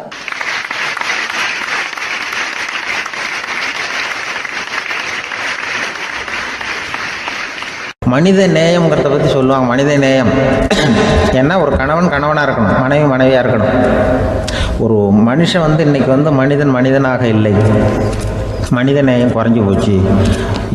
குடும்ப உறவுகள்லாம் ரொம்ப மாறி போச்சுன்னு சொல்கிறேன். இப்போ நாகரிகத்தில் அப்படி தான் இருக்குது. ஒரு இதில் ஒருத்தன் என்ன பண்ணியிருக்கிறான், ஒரு சின்ன பையனை கொண்டு வந்தானா. ஒரு சின்ன பையன் பக்கத்தில் இருக்கான். ஒரு பெரியவர் கேட்டிருக்காரு, யாருப்பா அந்த பையன் அப்படின்னு கேட்டிருக்காரு. இவன் சொன்னான்னா, இந்த பையன் எனக்கு தூரத்து உறவுன்னு இருக்கான். சரி, தூரத்து உறவுன்னா எப்படி அப்படின்னு கேட்டிருக்கான். இந்த பையன் எங்கள் அப்பாவுக்கு 8வது புள்ள அப்படின்னானா. கூட பிறந்தவனே அவ்வளோ தூரமாக போயிட்டான், 8வதாக பிறந்தான். அப்படி இருக்கு குடும்ப உறவுகள்ங்கிறது. மனுஷனுக்கு வேல்யூ விஞ்ஞானம் எப்படி போட்டிருக்குன்னா, ஒரு மனித உடம்பில் இருக்கிற கால்சியத்தை மட்டும் தனியாக எடுத்தால் ஒரு சின்ன ரூமுக்கு வெள்ளை அடிக்கலாமா. ஒரு மனுஷ உடம்புல இருக்கிற பாஸ்பரஸை மட்டும் தனியாக எடுத்தால் ஒரு 40 நெருப்பூச்சி தயார் பண்ணலாம். ஒரு மனுஷ உடம்புல இருக்கிற இந்த கொழுப்பு சத்தை மட்டும் தனியாக எடுத்தால் ஒரு 7 சோப்பு கட்டி தயார் பண்ணலாம். அது மாதிரி ஒரு மனுஷ உடம்புல இருக்கிற இரும்பு சத்தை மட்டும் தனியாக எடுத்தால் ஒரு 2 அங்குல ஆணி 2 செய்யலாம். இவ்வளவுக்கும் விலை போட்டால் 42 ரூபா 50 காசு. இதுதான் மனுஷனுக்கு விஞ்ஞானம் போட்டிருக்கிற விலை. அது எப்போ அது ஒசரும்னா, அவன் மனுஷனாக இருக்கிற வரைக்கும் இருக்கிறப்ப. அதுவும் செத்து போனால் அதுவும் கிடையாது, செத்து போனால் அதுவும் குறைஞ்சிரும். மிருகங்களுக்கெல்லாம் அப்படி இல்லை, செத்ததுக்கு அப்புறம் விலை கூடும். அங்கெல்லாம் எல்லா ஊர்லேயும் பார்த்திங்கன்னா உயிர் கோழி 50 ரூபா, உரிச்ச கோழி 60 ரூபான்னு போட்டிருக்கோம். செத்ததுக்கு அப்புறம் 10 ரூபா அதிகம். மனுஷனை நீ உயிர் மனுஷன் 42 ரூபா 50 காசு, செத்ததுக்கு அப்புறம் 52 ரூபான்னா நீயே வச்சுக்கிடாது, எனக்கு இது கண்டு போட்டு. அவன் எப்போ அவனுக்கு வேல்யூ கூடும்னா, மனிதனாக வாழும்பொழுது தான் வேல்யூ கூடும். குடும்பத்தில் அந்த அந்த பாசத்தோடு வாழணும்னு கடவுள்கிட்ட கேட்டு சொன்னாங்களே, அதுதான். இந்த சமூகங்கிறதும் ஒரு பெரிய குடும்பம்தான். அதனால தான் இந்த நாட்டுக்கு உள்ள பெருமையை எல்லாரும் ஒற்றுமையாக இருந்தால் எதையும் சாதிக்கலாம்ங்கிறது தான் இந்த நாட்டுக்கு உள்ள பெருமை. அப்படி நிரூபித்தோம். அதனால் சமூகங்கிறதும் ஒரு குடும்பம் மாதிரி இருக்கிறது தான் பெருசு. இப்போ சில இதெல்லாம் இப்போ ஜாதி மத வேறுபாடெல்லாம் நம்முடைய முன்னேற்றத்தை தடுக்கும். விலங்குகள் நம்மளோட மேலானது. அதான் ஒரு ஊரில் ஒரு சிவன் கோயில் இருந்து தான். சிவன் கோயிலில் அந்த புறாவெல்லாம் வளர்ந்துக்கிட்டு இருந்திருக்கு. அந்த மாடத்தில், சிவன் கோயில் மாடத்தில் புறாவெல்லாம் குடியிருந்திருக்கு. உடனே அதுக்கு கும்பாபிஷேகம் பண்ணுறதுக்காக ஊரில் திட்டம் போட்டாங்க. சிவன் கோயிலுக்கு வெள்ளடிக்க ஆரம்பித்தாங்க. வர்ணம் பூச ஆரம்பித்ததும் அதுக்கு சாரம் கட்டுவாங்கல்ல, அந்த குச்சியெல்லாம் வச்சு சாரம் கட்டுவாங்க. உடனே இந்த புறாவெல்லாம் என்ன பண்ணிச்சான், இனிமேல் நம்ம இங்கே வெள்ளடிக்கிறாங்க, கும்பாபிஷேகம் வருது, நம்ம இங்கே குடியிருக்க முடியாது, எதிர்த்தாப்புல எங்கே போகலான்னு பார்த்துருக்கு. இந்த உயரம் கோபுரத்தில் இருந்த புறாவெல்லாம் எதிர்த்தாப்புல ஒரு மாதா கோயில் இருந்திருக்கு, சர்ச்சு. அங்கே சில மாடங்களில் புறாவெல்லாம் இருக்குது, சில மாடம் இருக்குது. உடனே நம்மளாம் அங்கே போயிடும் கொஞ்சம் காலத்துக்குன்னு எல்லாம் புறப்பட்டு இந்த மாதா கோயிலுக்கு போயிடுது. அங்கே போனால் அங்கே இருக்கிற புறாவோடு சேர்ந்து இதுவும் குடியிருந்துகிட்ருக்கு. கொஞ்ச நாள் என்னாச்சு, அங்கே கிறிஸ்மஸ் வந்துட்டுது. கிறிஸ்மஸ் வந்ததும் சரி இங்கேயும் வெள்ளடிக்க ஆரம்பிக்கிறாங்க. நம்ம மறுபடியும் எங்கடா போகிறதுன்னு பார்த்தா அங்கே இருக்கிற புறாவோட சேர்ந்து இதுவும் சேர்ந்து நேராக ஒரு பள்ளிவாசல் இருந்தது. எதுக்கு அங்கே இருக்கிற மாடத்தில் போய் அங்கே குடியேறிட்டுது எல்லாம். அங்கே போனால் அங்கே ரமலான் மாதம் ரம்ஜானுக்காக அதையும் புதுப்பிக்க ஆரம்பித்தாங்க. இது என்ன பண்ணுறதுன்னு சொல்லி இந்த 3 செட்டு புறாவும் சேர்ந்து என்ன பண்ணிச்சு, எங்கே போகலான்னு பார்த்தா மறுபடியும் அதுக்குள்ளே இந்த சிவன் கோயிலில் கும்பாபிஷேகம் முடிஞ்சு போச்சான். முடிஞ்சிருக்கு, அங்கே போடுவோம் எல்லாருன்னு சொல்லி எல்லா புறாவும் அந்த சிவன் கோயிலுக்கு வந்துட்டுது. அங்கே போய் மாடத்தில் அதை குடியிருந்துட்டுது. அப்போ திடீர்னு ஒரு நாள் பார்த்தா ஒரே கலவரம் பூமியில் எல்லாம் ஒருத்தன் அருவாளை தூக்கிட்டு நிற்கிறான், குச்சி எடுத்து ஒருத்தனை சுட்டுக்கிறான். ஒரே கலவரம், சத்தம், ஒரே மத கலவரம் வந்துட்டுது ஊரில். அப்போது புறாவெல்லாம் மாடத்தில் இருந்துக்கிட்டு ஒரு குஞ்சு புறா அவங்க அம்மாட்ட கேட்டுதான், இது என்ன இந்த மனுஷனுக்கு என்ன ஆச்சு, இந்த மனுஷனுக்கு என்னாச்சு, அவன் கத்தியை தூக்கிட்டு நிற்கிறானே அப்படின்னு கேட்டுதான். ஒரு குஞ்சு புறா அவங்க அம்மாட்ட கேட்டுதான். அம்மா புறா. இப்போ அம்மா அந்த புறா சொல்லிச்சான், மனுஷனுக்கு இப்போ மதம் பிடிச்சிருக்கு, அதான் கத்தியை தூக்கிட்டு நிற்கிறான் அப்படின்ருக்கு. இப்போ நமக்கெல்லாம் பிடிக்கலையே அப்படின்னு தான். அப்போ அந்த புறா சொல்லிச்சான், அந்த பாருமா, நாம் இந்த சிவன் கோயிலில் இருந்தாலும் நமக்கு புறான்னு தான் பேர், இந்த மாதா கோயிலுக்கு போனாலும் நமக்கு புறான்னு தான் பேர், பள்ளிவாசலுக்கு போனாலும் நமக்கு புறான்னு தான் பேர். அந்த மனுஷன் அப்படி இல்லை. அவன் இங்கே இருக்கிற வரைக்கும் இந்துன்னு சொல்லுவான், அங்கே மாதா கோயில் இருந்தான்னா கிறிஸ்தவன்னு சொல்லுவான், பள்ளிவாசலில் இருந்தான்னா முஸ்லீம்னு சொல்லுவான். அப்போ குஞ்சு புறா அது என்ன இப்படி பண்ணுறாங்க மனுஷங்க, இப்போ அவங்கள விட நம்ம வசதி போல் இருக்க, நம்ம தேவலாம் போல் இருக்க அப்படின்னு தான் அந்த குஞ்சு புறா. அப்போ அந்த தாய் புறா சொல்லிச்சான், உண்மைதான், அதனால தான் நம்ம மேலான இடத்துல இருக்கிறோம், அவன் கீழே நிற்கிறான் என்னமோ அப்படின்னு சொல்லிச்சான். இதுதான் அந்த குடும்பம்ங்கிறது, சமுதாயம்ங்கிறது ஒரு பெரிய குடும்பம். அது இந்த புறாகிட்டேருந்து மனுஷன் கற்றுக்க வேண்டியிருக்கு. அப்படி இருக்குது இன்றைக்கி மனுஷனுடைய நிலைமை. அதை புரிஞ்சுக்கணும். அப்படி தான் ஒவ்வொரு இதுலேயும் நாம் நடந்து கொள்ள வேண்டியிருக்குது. மிருகங்கள்டேருந்து கற்றுக்கிற வாய்ப்பெல்லாம் இருக்குது. அப்படி சொல்லுவாங்க, குடும்பத்தில் அப்படிலாம் இருந்து சமாளிக்கிறாங்க. குடும்பத்தில் ஒருத்தர் அனுசரிப்பு தன்மைங்கிறது ரொம்ப அவசியம். கணவன் மனைவின்னா அனுசரித்து போகணும்னு சொல்லுவாங்க. அதாவது ஒரு கணவன் அதுக்காக தான் அந்த காலத்துலலாம் ஒரு வீட்டுக்கு மாப்பிள்ளை தேடுறதுங்கிறது ஒரு பெரிய குடும்பத்தை நிர்வகிக்கிற அளவுக்கு ஒரு கணவனாக வரக்கூடிய எப்படி இருக்கணும் அப்படின்னா, அந்த காலத்தில் புலி வேட்டைக்கு போகணும். ஒரு பொண்ணுக்கு மாப்பிள்ளை தேடுறதுன்னா நம்ம தமிழ் பழக்கம் என்னென்னா, காட்டுக்கு போய் ஒரு புலியை வேட்டையாடிட்டு வரணும். அந்த புலி பல்லு அல்லது நகத்தை கொண்டுட்டு வரணும் அந்த இளைஞன். அதை வீட்டில் கொடுப்பான். அதை தான் கட்டி அதை இதாக கட்டுவாங்க, மாலையாக போடுவாங்க, தாலியாக கட்டுவாங்க. அதாவது வீரம் இருக்கா பையனுக்குன்னு பார்ப்பாங்க. ஒரு பொண்ணு வேணும்னா நீ முதல்ல வீட்டுக்கு பொண்ணு கேட்க போகக்கூடாது, காட்டுக்கு போகணும், போய் புலியை கொண்டு வா, அதுக்கப்புறம் தான் உனக்கு பொண்ணு அப்படின்னு சொல்லுவாங்க. இப்போலாம் ஏன் போகிறது இல்லைன்னா, இப்போலாம் ஒருத்தனை காட்டுக்கு போய் புலி பல் கொண்டு வரனா புலி தான் மாப்பிள்ளையாக வரும். அதனால தான் இப்போ போகிறதில்ல யாரும் காட்டுக்கு. அப்போ பெண்களும் ரொம்ப வீரமாக இருந்தாங்க. பெண்கள் மூலம் அந்த காலத்தில் எப்படின்னா, முறத்தாலேயே புலியை துரத்துவாங்களாம். நம்ம பழைய பாட்டிலெல்லாம் பார்த்துருப்பீங்க, முறத்தால் புலியை விரட்டினாங்கன்னு வரும் பழைய பாட்டு. அந்த அளவுக்கு பெண்களுக்கு வீரம். இப்போ கல்யாணம் ஆகி இந்த காலத்தில் ஒரு கணவனை விரட்டிட்டு வந்தாங்களாம் முறத்தை எடுத்துக்கிட்டு ஒரு மனைவி. அவன் பயந்துட்டு வெளில ஓடி வரான். பின்னாடி முறத்தை எடுத்துகிட்டு அந்த அம்மா ஓடி வருது. இவனை தனியாக பிடிச்சி கொண்டு போய், என்னப்பா இந்த மனைவிட்டு இப்படி பயந்து ஓடி வரையே, முறத்தால் துரத்துறா இப்படி வரையே அப்படின்னா அவன் அப்படியே தடுமாறிக்கிட்டு, அதெல்லாம் ஒன்றும் இல்லை, அவன் என்ன புலியாக நினைக்கிறா அப்படின்னு ஒரு பெருமையாக சொல்லிட்டானான். அந்த காலத்தில் புலியை தான் முறத்தால் விரட்டினாங்க, இப்போ புருஷனை விரட்டுறாங்க அப்படின்னு சொல்லி. அப்படி அந்த காலத்தில் வந்து கணவனுக்கு ஒரு குடும்பத்தை நிர்வகிக்கிற திறமை இருக்கா, உடல் வலிமை தான் முக்கியம். இப்போ கூட மதுரை பக்கத்தில் ஐயாவுக்கு தெரியும், அந்த இளவட்டக்கல்லுன்னு ஒரு ஊருக்கு ஊர் எல்லையில் கிடக்கும். ஊர் எல்லையில் ஒரு பெரிய கல் கிடக்கும். அந்த ஊருக்கு பொண்ணு கேட்க போகிறவங்க அந்த கல்லை தலைக்கு மேலே தூக்கி காட்டணும். அப்படியே தூக்கி தலைக்கு மேலே வசதி கீழே போடணும். அந்த வலு இருந்தால் தான் நீங்கள் அந்த ஊருக்குள்ளேயே போகலாம், பொண்ணு கேட்குறதுக்கு போகலாம். இல்லைன்னா நீ திரும்பி போக வேண்டியதான். அந்த வலிமை இருக்கா மாப்பிள்ளைன்னு பார்க்குறாங்க. இளவட்டக்கல்லுன்னு பேர். அப்போ என்ன பண்ணாங்கன்னா, ஒரு 1000 வருஷத்துக்கு முன்னாடி அந்த கல்லை தலைக்கு மேலே தூக்கி கீழே போடுவாங்களாம். ஒரு 500 வருஷத்துக்கு முன்னாடி அப்படி கொஞ்சம் தூரம் இடுப்பு அளவுக்கு தூக்கி கீழே போட்டுக்கிட்டு இருந்துருக்குறாங்க. அதுக்கப்புறம் ஒரு 100 வருஷத்துக்கு முன்னாடியெல்லாம் அப்படி முழங்கால் அளவுக்கு அப்படி தூக்கி போட்டால் போகிறோம்னு வச்சுருந்தாங்களாம். இப்போ நான் அந்த ஊருக்கு என் கூட பழனிசாமின்னு ஒருத்தர் இருக்கார். அவர் போய், உனக்கு எப்படிப்பா இந்த ஊரில் கல்யாணம் ஆச்சு அப்படின்னா, இப்போலாம் நாங்கள் தொட்டு கும்பிட்டா போகிறோம், அதை அசைக்கிறது கூட இல்லை. அப்படி ஆகிட்டுது. ஒரு குடும்பத்தை கணவனாக வரப்போகிறவனுக்கான தகுதி அந்த காலத்தில் அப்படி இருந்துதான். அப்படி வந்து கணவன் வந்து தேர்ந்தெடுக்கிறது, குடும்ப தலைவனை தேர்ந்தெடுக்கிறது ஒரு பெரிய காரியம்.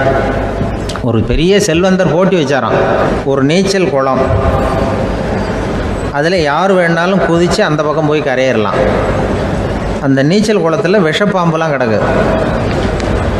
யார் துணிஞ்சி அந்த விஷப்பாம்பு இருக்கிற குளத்தில் குதித்து அந்த பக்கம் போய் கரையேறானோ அவனுக்கு ஒரு 100 ஏக்கர் நிலம் கொடுப்பேன். அது வேண்டான்னா ஒரு 1000 ஆடு கொடுப்பேன். அதுவும் வேண்டான்னா என் பொண்ணை கொடுப்பேன் அப்படின்னு போட்டி வச்சார். அதான் மாப்பிள்ளையை தேர்ந்தெடுக்கிறதுக்கு அவர் ஒரு வழி, நீச்சல் குளத்தில் குதிச்சு கரையேறணும். இப்போ அந்த ஊரில் இருக்கிற இளைஞர்கள்லாம் வந்து பார்க்குறாங்க அந்த குளத்தில் குதிக்கணும்னு. ஆனால் குளத்தில் ஒரே விஷப்பாம்புலாம் கிடக்கு. இது என்ன பண்ணுறதுன்னு பார்த்தா யாருமே குதிக்கிறதுக்கு தைரியம் வரல. திடீர்னு ஒருத்தன் துணிஞ்சு குதிச்சான். படபடன்னு அடிச்சுட்டு போய் அந்த பக்கம் கரையேறிட்டான். கரையேறின உடனே பரவாயில்லையே ஒரு ஆள் வந்துட்டான்னு சொல்லி அவனை அந்த இளைஞனை போய் பிடிச்சிட்டு வந்தாங்க. அந்த பெரியவர் கேட்டார், ஏப்பா இவ்வளவு பெரிய விஷப்பாம்பெல்லாம் கிடக்கிற நீச்சல் குளத்தில் நீ துணிஞ்சு குதித்து கரையேறி இருக்கிற, உனக்கு என்ன 1000 ஏக்கர் நிலம் கொடுத்துருவா, 100 ஏக்கர் நிலம் கொடுக்குவா சொல்கிறபடி அப்படின்னா, வேண்டாம் சார்ன்றான். ஓஹோ அப்படின்னா ஒரு 1000 ஆடு வேணுமா உனக்கு அப்படின்னா, அதுவும் வேண்டாம் சார்.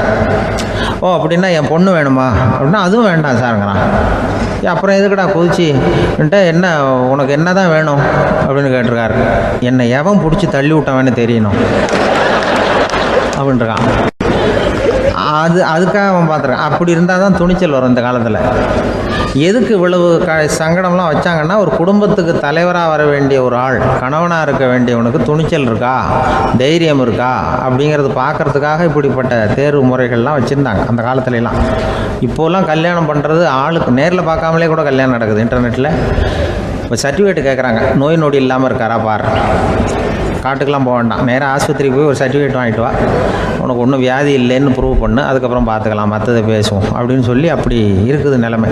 அதனால் குடும்பத்தில் வந்து அந்த கணவனாக இருக்கிற வேண்டியவனுக்கு பொறுப்பு அதிகம். ஏன்னா எல்லாத்தையும் அனுசரித்து போக வேண்டியதாக வந்தான்.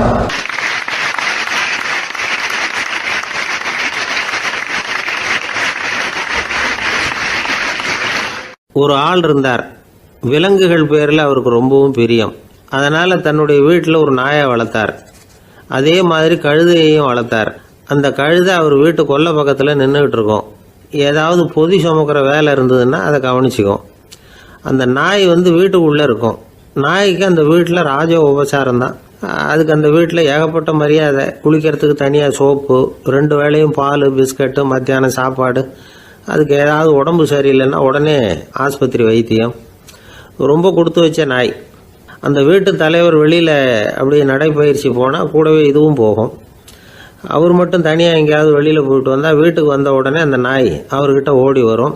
அப்படியே எழும்பி முன்னங்கால் 2ஐயும் அவர் தோள் மேலே போட்டுக்கும். அவர் சிரிச்சுக்கிட்டே தலையில் செல்லமாக தட்டுவார்.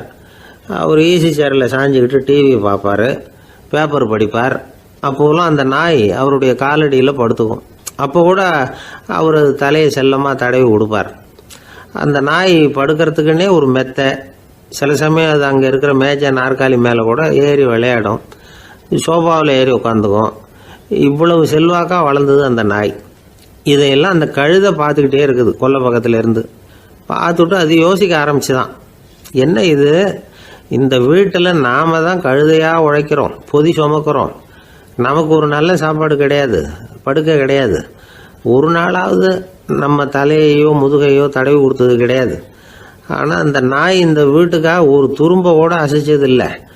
அதை போய் இந்த வீட்டில் உள்ளவங்க இப்படி தலையில் வச்சு தாங்குறாங்களே அப்படின்னு யோசிச்சு தான் அந்த கழுதை ரொம்ப நேரம் யோசிச்சுவிட்டு அதுக்கப்புறம் ஒரு முடிவுக்கு வந்திருக்குது. சரி, இனிமேல் நாமளும் அந்த நாய் மாதிரியே நடந்து பார்ப்போம், அது மாதிரியே பிஹேவ் பண்ணுவோம், அப்போவாவது நமக்கும் அந்த மரியாதை கிடைக்குதா பார்க்கலாம் அப்படின்னு ஒரு திட்டம் போட்டுது மனசுக்குள்ள. உடனே அந்த திட்டத்தை செயல்படுத்தவும் ஆரம்பிச்சுது. அதாவது அந்த வீட்டில் அந்த நாய் என்னென்ன செய்யுதோ அதையெல்லாம் இதுவும் செய்ய ஆரம்பிச்சுட்டுது. அந்த வீட்டு எஜமான் எங்கேயோ வெளியில் சுற்றி விட்டு ரொம்ப அசந்து போய் வீட்டுக்கு திரும்பி வந்துக்கிட்டு இருந்தான். உடனே இந்த கழுதை என்ன பண்ணுச்சு தெரியுமா, அவங்ககிட்ட ஓடி போச்சு. ஓடி போய் அந்த நாய் என்ன பண்ணுமோ அது மாதிரியே பண்ணிச்சு. அதாவது அந்த ஆள் தோள் மேலே தன்னுடைய முன்னங்கால் ரெண்டையும் தூக்கி போட்டு விடுது. அந்த ஆள் பயந்து போயிட்டான். அவனுக்கு ஒன்றும் புரியல, இது ஏன் இப்படி பண்ணுதுன்னு கொஞ்சம் ஒதுங்கி நின்னான். இது அவனை சுற்றி சுற்றி வருது, நாய் மாதிரி வாழை ஆட்டிக்கிட்டே சுற்றி சுற்றி வருது கழுதை.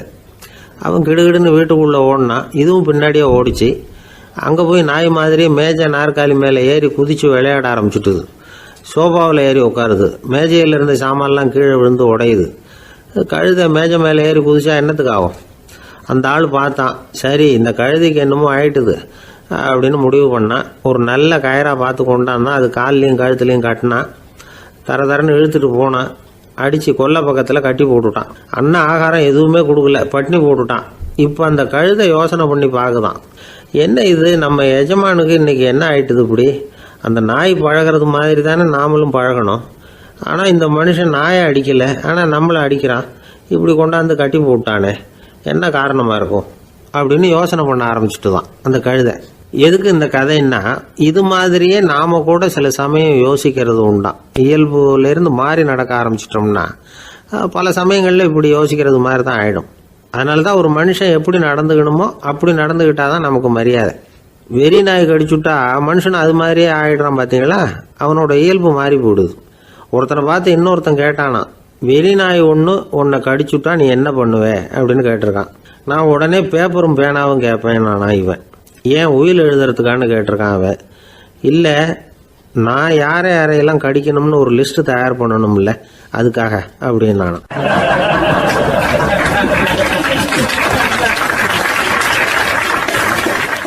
அந்த காலத்துல எல்லாம் படிக்கிறதுங்கிறது எப்படி தெரியுமா, குருகுல வாசம் செஞ்சு படிக்கணும். ஆசிரியருங்கிறவர் ஆசிரமத்தில் இருப்பார். அங்கே போய் அவருக்கு தொண்டுகள் செய்யணும், துணிகள்லாம் துவைச்சி போடணும், தூங்கும்போது காலை பிடிச்சி விடணும், புழுக்கமாக இருந்தால் விசிறி மட்டை எடுத்து விசிறணும். அப்படியே அப்பப்போ அவர் சொல்லிக் கொடுக்குற பாடத்தையும் கற்றுக்கணும். அவர் சொல்லிக் கொடுக்குற பாடங்களை ஓலைச்சுவடிகளில் எழுதிக்கணும். இதுதான் குருகுல வாசம்ங்கிறது. இப்போ மாதிரிலாம் கிடையாது. ஆக குருகுல வாசம்ங்கிறது மனசையும் பண்படுத்தும், அறிவையும் பண்படுத்தும். அப்படி ஒரு பயிற்சி அது. அந்த காலத்தில் பஞ்சபாண்டவர்கள் ஒரு குருகுலத்தில் படிக்க போனாங்களாம். ஏற்கனவே அங்கே ஒரு 15 பேர் இருந்திருக்கிறாங்க. இவங்களையும் சேர்த்து மொத்தம் 20 பேர். எல்லாரும் ரொம்ப ஆர்வத்தோடு அங்கே தங்கி படிச்சுக்கிட்டு இருக்கிறாங்க. 2 வருஷம் ஓடி போச்சு. எல்லாரும் ஊருக்கு திரும்ப வேண்டிய நேரம். ஆசிரியர் ஒவ்வொருத்தராக கூப்பிட்டார். இது வரைக்கும் என்ன கற்றுக்கிட்ட அப்படின்னு கேட்டார். அவங்க தாங்கள் எழுதி வச்சிருந்ததை சொன்னாங்க, கற்றுக்கிட்டதை சொன்னாங்க. அங்கே படிக்க வந்தவங்க எல்லாருமே புத்திசாலிகள். அது மட்டும் இல்லை, பல பேர் அரச குடும்பத்தை சேர்ந்தவங்க, இளவரசர்களாக வேற இருக்கிறவங்க. அதனால் அவங்கக்கிட்ட அபாரமான கல்வி அறிவை எதிர்பார்த்தார். ஒருத்தன் வந்தான், தான் எழுதி வச்சிருந்த சரித்திர பாடம் பூராவையும் படித்து காட்டினான். இன்னொருத்தன் வந்தான், தான் எழுதி வச்சிருந்த பூகோள பாடம் பூராவையும் படித்து காட்டினான். இப்படி ஒவ்வொருத்தராக அவங்க படித்தது என்னங்கிறத படித்து காட்டிவிட்டு போனாங்க. கடைசியாக தர்மர் வந்தார். பேசாமல் நிற்கிறார். தன் கையில் இருந்த ஓலைச்சுவடி கேட்டால் அவர் பிரிக்கவே இல்லை. ஆசிரியர் இவர்கிட்ட தான் அதிகமாக எதிர்பார்த்தார். ஆனால் இவரும் பேசாமல் நின்றுட்டு இருக்கிறார். நீ என்ன கற்றுக்கிட்ட சொல்லு, ஓலைச்சுவடியை பிரித்து படினார் அந்த முனிவர். தர்மர் அசையவே இல்லை. மெதுவாக சொன்னார், ஐயா, நான் கற்றுக்கிட்டது ஒன்றே ஒன்று தான். அதுதான் வாழ்க்கையில் எனக்கு ரொம்ப முக்கியமான பாடமாக அமையும் அப்படின்னார். என்னது, என்கிட்ட 2 வருஷ காலமாக படிச்சு விட்டு கடைசியில் கற்றுக்கிட்டது ஒன்று தானா அப்படின்னார் முனிவர். அவருக்கு ஒன்றும் புரியல. மற்ற மாணவர்களை விட இவர் பண்புகளில் உயர்ந்தவர், அறிவில் சிறந்தவர், வயசில் முதிர்ந்தவர். இவரே இப்படி சொன்னால் மற்றவங்க நிலைமை என்னத்துக்கு ஆறுது, அவங்க ரொம்பவும் கெட்டு போயிடுவாங்களே அப்படின்னு அவர் யோசனை பண்ணார். தர்மா, நல்லா யோசனை பண்ணி பதில் சொல்லு. 2 வருஷமாக நீ கற்றுக்கிட்டது என்ன அப்படின்னு தானே நான் கேட்குறேன், அதை கொஞ்சம் யோசனை பண்ணி சொல்லுன்னார் முனிவர் கொஞ்சம் கோபமாக. தர்மர் முகத்தில் எந்த மாறுதலுமே இல்லை. இல்லையா, 2 வருஷமாக நான் கற்றுக்கிட்ட முக்கியமான பாடம் ஒன்று தான்னார். இப்போ அந்த முனிவருக்கு கோபம் அதிகமாக வந்துடுச்சு.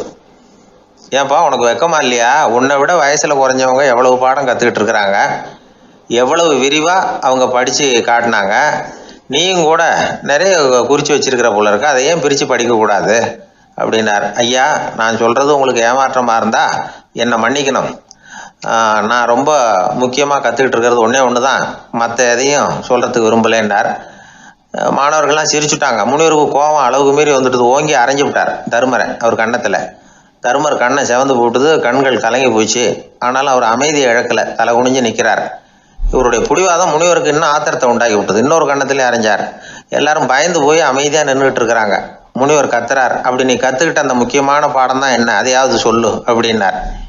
ஐயா, அதை மட்டும் ஒரு ஓலைச்சுவடியில் தனியாக குறித்து வச்சிருக்கிறேன், இந்தாங்க, இதை நீங்களே படித்து பாருங்கன்னார். தர்மர் ஓலைச்சுவடியை நீட்டினார். முனிவர் அதை வாங்கி பிரித்தார், சத்தம் போட்டு படித்தார். என்ன எழுதியிருக்காருன்னா, எப்படிப்பட்ட சோதனை ஏற்பட்டாலும் நிதானம் இழந்து கோபத்துக்கு ஆளாகக்கூடாது அப்படின்னு. இதுதான் அந்த ஓலைச்சுவடியில் அவர் எழுதி வச்சிருந்தது. அந்த ஒரு கணத்திலேயே முனிவரும் எல்லா மாணவர்களும் தர்மரை புரிஞ்சுக்கிட்டாங்களாம். அவர் கற்றுக்கிட்டது ஏட்டு சுரக்காய் இல்லை, வாழ்க்கையில் பயன்படக்கூடிய முக்கியமான அனுபவ பாடம். முனிவர் கண்களில் கண்ணீர். தர்மர் அன்போடு கட்டி தழுவிக்கிட்டார். அப்புறம் சொன்னார், தர்மா, என்னை மன்னிச்சுரு, நீ மாணவன் இல்லை, ஆசிரியன்.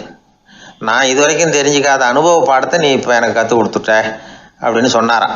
அதனால் நிதானம் தவறக்கூடாதுங்கிறது ரொம்ப முக்கியமான ஒரு செய்தி. ஒரு ஆசிரியர் மாணவனை ஒரு கண்ணத்தில் ஓங்கி அரைஞ்சுட்டார். இவன் நிதானம் தவறல, அமைதியாக நின்றுக்கிட்டு இருந்தான். அவர் ஒரு தடவை அரைஞ்சதும் எப்படி உன்னால் நிதானம் தவறாமல் இருக்க முடிஞ்சுது அப்படின்னு கேட்டாங்க நண்பர்கள். அவன் சொன்னான், நான் நிதானம் தவறி இருந்தா எங்கள் வாத்தியார் இன்னொரு கண்ணத்துலேயும் அரைஞ்சிருப்பார், அது அதை விட பலமாக இருக்கும், அதனால தான் நான் அப்படி இருந்தேன் அப்படின்னு நானான். ஆக நாம தெரிந்து கொள்ள வேண்டியது, வாழ்க்கையில நிதானம் தவறாமல் இருக்க வேண்டும். அதுதான் வெற்றியின் ரகசியம்.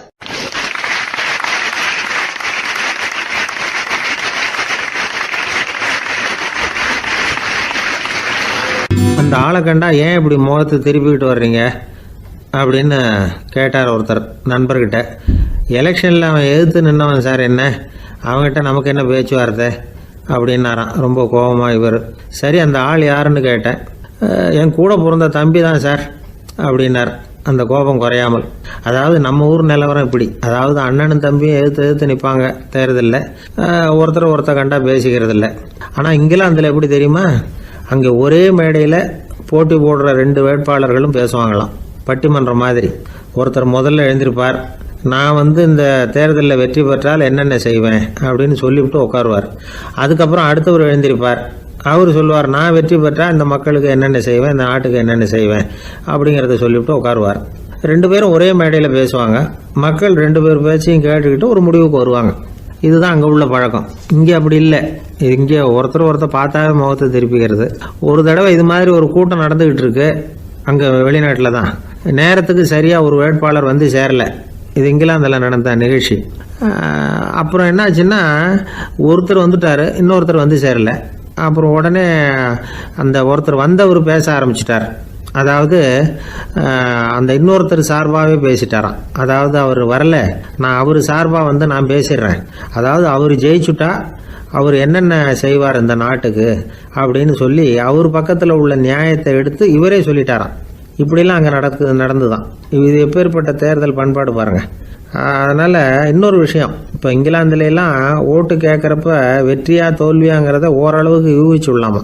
இப்போ ஒரு வேட்பாளர் ஒரு வீட்டுக்கு முன்னாடி போய் நின்று எனக்கு ஓட்டு போடுவோன்னு கேட்குறாருன்னு வச்சுங்களேன், அதுக்கு என்ன பார்த்து செய்கிறோம், போயிட்டு வாங்க அப்படின்னு சில வீடுகளில் வாசலில் நின்று சொல்லி அனுப்பிச்சிருவாங்களாம். வேறு சில வீடுகளில் எப்படின்னா வேட்பாளரை வீட்டுக்குள்ளே கூப்பிட்டு காபி சாப்பிட சொல்லி உபசரித்து அதுக்கப்புறம் அனுப்பி வைக்கிறது வழக்கமாக. இதில் எந்த வீட்டு ஓட்டு நிச்சயம் தெரியுமா? வாசலில் நின்று வழி அனுப்பி வச்சுட்றாங்க பாருங்கள், அவங்க ஓட்டு நிச்சயம். உள்ளே கூப்பிட்டு காப்பி கொடுத்து அனுப்புகிறாங்க பாருங்கள், அவங்க ஓட்டு நிச்சயம் இல்லையா? சரி, அப்புறம் ஏன் அந்த உபசரிப்பு அப்படின்னு கேட்டால் அதுக்கு ஒரு காரணத்தை சொல்கிறாங்க. அதாவது அது ஒரு அனுதாபத்தை தெரிவிக்கிற முறையா. ஐயோ பாவம், நாம் இவருக்கு ஓட்டு தான் போட போகிறதில்ல, எதையாவது செய்வோம், காப்பியாவது சாப்பிட்டு போகட்டும் அப்படிங்கிற எண்ணமா. இப்படி அந்த ஒரு பழக்கம். ஆக அந்த ஊரில் நிறைய காப்பி சாப்பிட்ணும்னு ஒருத்தர் ஆசைப்பட்டால் தேர்தலில் தோற்று போகிறதுக்கு தயாராக இருக்கணும். ஒரு சமயம் ஒரு ஊரில் தேர்தல் நடந்துதான். ஒரு தொகுதியில் நின்று தோற்று போன ஒருத்தர் கையில் ஒரு துப்பாக்கியோட ஊருக்குள்ளே சுற்றிக்கிட்டு இருந்தாராம். ஒரு போலீஸ்காரர் அவரை பார்த்துட்டு சந்தேகப்பட்டிருக்கார். அதனால் அவரை தடுத்து நிறுத்தி, என்ன இது துப்பாக்கியோட சுற்றுறீங்களேன்னு விசாரிச்சிருக்கார். இதுக்கு அவர் சொன்னாராம், சார், இந்த தொகுதியில் மொத்தம் 1,00,000 வாக்காளர்கள், அதில் எனக்கு 10,000 பேர் மட்டும்தான் எனக்கு ஓட்டு போட்டிருக்கிறாங்க. அப்படின்னா எனக்கு வேண்டாதவங்க இந்த தொகுதியில் 90,000 பேர் இருக்கிறாங்கன்னு அர்த்தம். இப்படி ஒரு சூழ்நிலையில் நான் என்னுடைய பாதுகாப்புக்கு ஆயுதம் இல்லாமல் நடமாடலாமா அப்படின்னு கேட்டாராம். எவ்வளவு எச்சரிக்கை பாருங்கள். நம்ம ஊரில் சில பேர் ஓட்டு கேட்குற விதமே தனி. ஒருத்தர் ரொம்ப சாமர்த்தியமாக ஓட்டு கேட்பாராம். அவர் எப்படின்னா, ஒரு வீட்டுக்கு போகிறாருன்னு வச்சுங்களேன், அந்த நேரம் அந்த வீட்டுக்காரரு என்ன செஞ்சுக்கிட்டு இருக்கிறாரோ அதே வேலையை இவரும் கொஞ்ச நேரம் செய்வாராம், அவருக்கு ஒத்தாசையா. அதுக்கப்புறம் மெதுவாக பேச்சு கொடுப்பார், ஓட்டு கேட்பார், இது மாதிரி எலெக்ஷனில் நிற்கிறேன் கவனிக்கணும்னு. அது மாதிரி ஒரு தடவை அவர் போனப்போ அங்கே அவர் என்ன பண்ணிகிட்டு இருக்காரு, வீட்டுக்கு பின்னாடி மாட்டு கொட்டையில் பால் கறந்துக்கிட்டு இருக்கார் ஒரு பசுமாட்டுக்கிட்ட. அந்த வீட்டில் இவர் ஓட்டு கேட்க போனவர் இவர் ஓடி போய் இன்னொரு சொம்பை எடுத்துக்கிட்டு அதே மாட்டுக்கு இன்னொரு பக்கம் போய் உட்காந்துக்கிட்டு இவரும் பால் கறக்க ஆரம்பிச்சிட்டார். எதிர உட்காந்துட்டு இருக்காரு இவர் இந்த பக்கம் உட்காந்துருக்கார். கீழே கொஞ்சம் குனிஞ்சு பார்த்தா ஒருத்தர் முகத்தை ஒருத்தர் பார்க்கலாம். கொஞ்ச நேரம் ஆனதுக்கப்புறம் இவர் மெதுவாக அவர்கிட்ட பேச்சு கொடுத்தாராம். இது மாதிரி நான் எலெக்ஷனில் நிற்கிறேன், நீங்கள் ஓட்டு போடணும், அதுக்காக தான் வந்தேன்னாராம். அது முடியாதுங்களேன்னாராம் அவர். ஏன்னு கேட்டிருக்கார். நான் இந்த வீட்டுக்காரன் இல்லை, நானும் உன்ன மாதிரி ஓட்டு கேட்க வந்தவன் தான் அப்படின்னாராம் அவர்.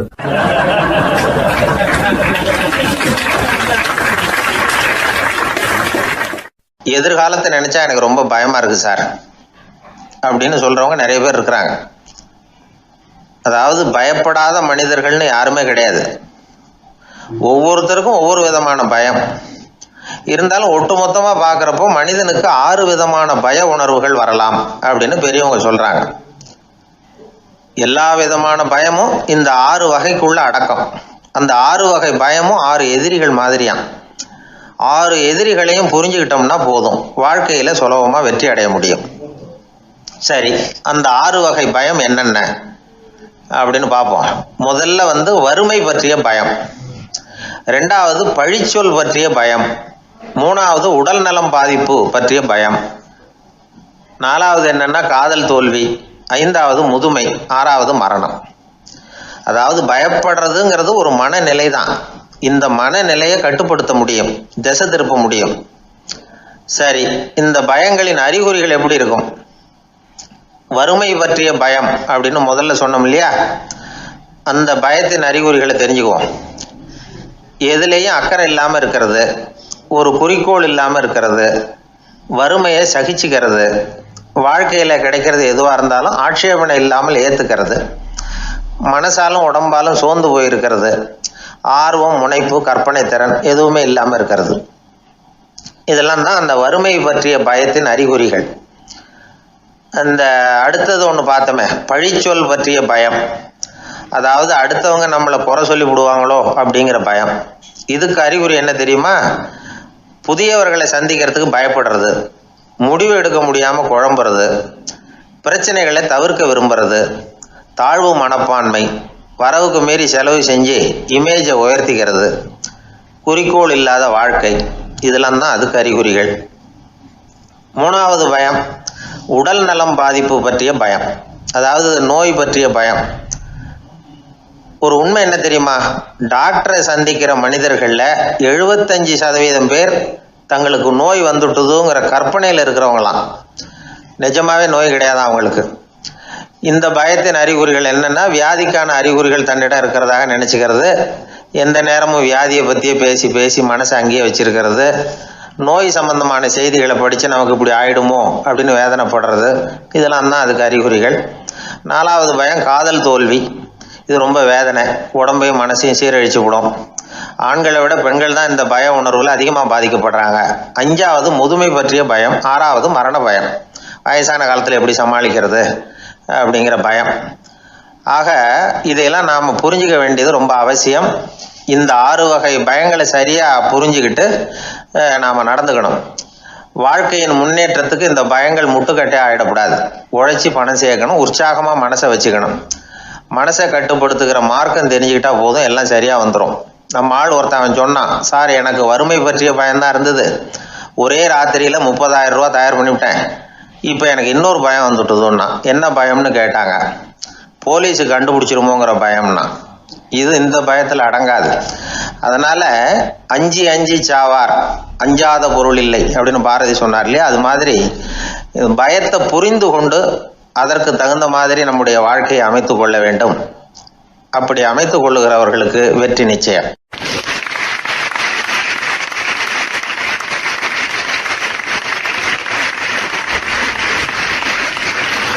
1816 வருஷம் செப்டம்பர் மாதம் 11ஆம் தேதி பிரான்ஸ் தேசத்தில் உள்ள ஒரு மருத்துவமனை. அங்கே ஒரு இளம் டாக்டர் கொஞ்ச நாளைக்கு முன்னாடி தான் அந்த ஆஸ்பத்திரியில் புதுசாக வேலைக்கு சேர்ந்துருக்கிறார். அவர் பேர் ரெனே லெனக். அவர் அன்னைக்கு காலையில் அந்த மருத்துவமனையில் அப்படியே ரவுண்ட்ஸ் வந்துக்கிட்டு இருக்கிறார். வார்டில் ஒரு படுக்கையில் ஒரு இளம் பெண் படுத்திருக்கிறார். அந்த பொண்ணுக்கு இருதய நோயாக இருக்கலாம்ங்கிறது மற்ற டாக்டர்கள் சந்தேகம். அந்த காலத்துல எல்லாம் ஒருத்தருடைய இருதய துடிப்பை தெரிஞ்சுக்கணும்னா நோயாளியின் மார்பில் டாக்டர் காதை வச்சு பார்த்து தான் தெரிஞ்சுக்கிறது வழக்கம். ஆனால் இந்த பெண்ணும் இளம் பெண், அந்த டாக்டரும் புதுசாக சேர்ந்துருக்கிறவர். அதனால் பரிசோதனை பண்ண தயங்கினார். கொஞ்ச நேரம் யோசனை பண்ணார். திடீர்னு ஒரு ஞாபகம் வந்தது அவருக்கு. அதாவது அன்னைக்கு விடியற் காலையில் தோட்டத்தில் அப்படி வாக்கிங் போயிட்டு இருந்தப்போ சின்ன பசங்கள்லாம் ஒரு மரக்கட்டையை வச்சு விளையாடிக்கிட்டு இருந்தாங்களாம். அதை இவர் பார்த்துருக்கிறார். அது என்ன விளையாட்டுனா, ஒரு நீளமான மரப்பலகை, அதில் ஒரு முனையில் ஒரு பையன் தன்னுடைய காதை வச்சுக்கிட்டு இருக்கிறான், மறுமுனையில் இன்னொரு பையன் அந்த மரப்பலகையை ஒரு ஆணியால் கீறிக்கிட்டு இருக்கிறான். ஒரு முனையில் ஆணியால் கீறும் பொழுது மறுமுனையில் காதை வச்சிருக்கிற பையனுக்கு அந்த சத்தம் துல்லியமாக கேட்குது. அந்த டாக்டருக்கு காலையில் பார்த்த இந்த விளையாட்டு ஞாபகத்துக்கு வந்துட்டுது. உடனே என்ன பண்ணார் தெரியுமா? ஒரு நீளமான காகிதத்தை எடுத்தார். அதை அப்படியே உருளை மாதிரி உருட்டினார். ஒரு முனையை அந்த நோயாளியின் மார்பில் இடது பக்கம் வச்சார், இன்னொரு முனையில் தன்னுடைய காதை வச்சார். என்ன ஆச்சரியம்! நோயாளியின் மார்பில் நேரடியாக காதை வச்சு கேட்குறத விட துல்லியமாக கேட்டுது இதய துடிப்பு. இதய துடிப்பு மட்டும் இல்லை, மூச்சு இழுத்து விடுறது, திரவ பொருள்களின் அசைவு, எல்லா சத்தமும் தெளிவாக கேட்குது. கிரேக்க மொழியில் ஸ்டெத்தாஸ் அப்படின்னா மார்பு, ஸ்கோப்பின் அப்படின்னா பார்ப்பதுன்னு அர்த்தம். அதனால் டாக்டர் ரெனே லெனக் தான் கண்டுபிடிச்ச கருவிக்கு ஸ்டெத்தஸ்கோப் அப்படின்னு பேர் வச்சார். அவரே முதல் மாடலையும் செஞ்சார்.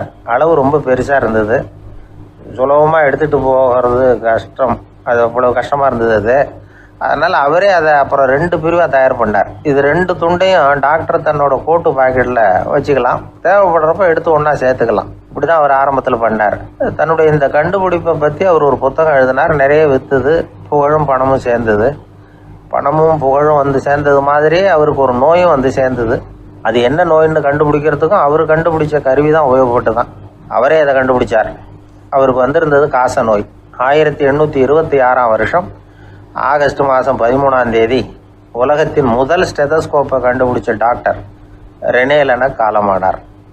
அவர் சாகிறதுக்கு முன்னாடி மரத்தால் செஞ்சு வச்சுருந்த ஸ்டெதஸ்கோப்பை தனக்கு வேண்டியப்பட்ட ஒரு டாக்டர்கிட்ட கொடுத்து, என்னுடைய சொத்துக்கள்லேயே ரொம்ப வசந்தது அப்படின்னு சொன்னாராம்.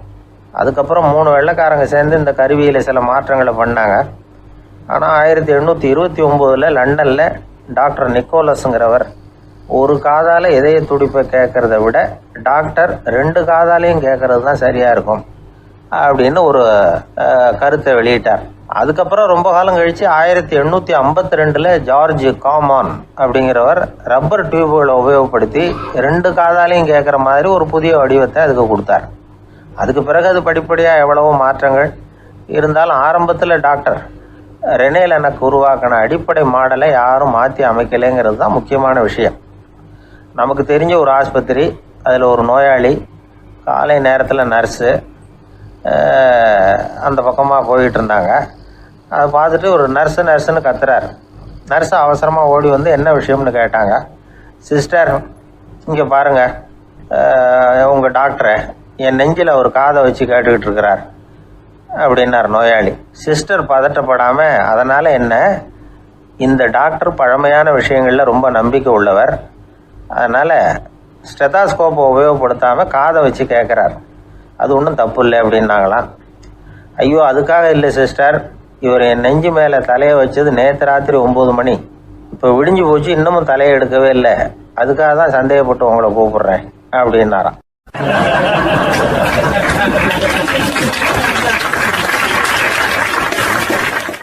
ஏங்க எங்கே போயிட்டு வரீங்க அப்படின்னு கேட்டேன். எனக்கு வேண்டப்பட்ட ஒருத்தரை பார்த்து. ஆஸ்பத்திரிக்குன்னார். எந்த ஆஸ்பத்திரிக்குன்னே? மாட்டு ஆஸ்பத்திரிக்குன்னார். என்ன விஷயம்னே? மாமனாருக்கு உடம்பு சரியில்லை, அதுதான் மாட்டு ஆஸ்பத்திரிக்கு போயிட்டு வரேன்னார். அட பாவி, அதுக்கு அந்த ஆஸ்பத்திரிக்கா போவாங்க அப்படின்னு ஆச்சரியமா. அட அது இல்லைப்பா, முதல்ல எங்கள் குடும்ப டாக்டர் தான் தேடிக்கிட்டு போனேன்.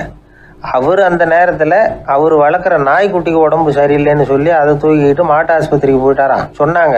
அதனால் அங்கே போய் அவரை சந்தித்து விஷயத்தை சொல்லிவிட்டு வர்றேன்னார். அப்புறம் தான் எனக்கு கொஞ்சம் நிம்மதியாக இருந்தது.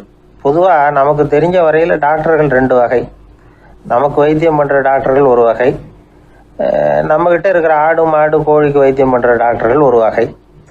இப்போ தான் எனக்கு தெரியும் இன்னொரு வகையான டாக்டர்களும் உண்டுங்கிறது. அது யாருன்னா பூச்சிகளுக்கு வைத்தியம் பண்ணுற டாக்டர்கள், அதாவது பூச்சி டாக்டர்கள். வெளிநாடுகளில் அப்படிலாம் கூட சில பேர் இருக்கிறாங்க. பிரிட்டனில் யார்க்ஷயர் வட்டாரத்தில் ராதர்ஹாம் அப்படின்னு ஒரு ஊர், அங்கே ஒரு விலங்கியல் மருத்துவர் பேர் டாக்டர் லான்ஸ் ஜெப்சன். அவர் ஆஸ்பத்திரி வாசலில் பார்த்தீங்கன்னா தினமும் நிறைய பேர் நின்றுக்கிட்டு இருப்பாங்க. கையில் கண்ணாடி குடுவை, தகர டப்பா இப்படி ஏதாவது இருக்கும், அதுக்குள்ளே ஏதாவது பூச்சிகள் இருக்கும். அதுக்கு வைத்தியம் பண்ணுறதுக்காக வந்தவங்க தான் அவங்க எல்லாம். சிலந்தி பூச்சி, பல்லி, தேளு, பாம்பு அப்படி ஏதாவது இருக்கும். பொழுதுபோக்காக சில பேர் நாய், பூனை, கிளி, மைனா, புறா இப்படி ஏதாவது வளர்க்குறாங்கல்ல, அது மாதிரி இப்போல்லாம் தேளு, பல்லி, பாம்பு, பூச்சி இதையெல்லாம் வளர்க்க ஆரம்பிச்சிட்டாங்களாம். இது ஒரு புது ஃபேஷன்.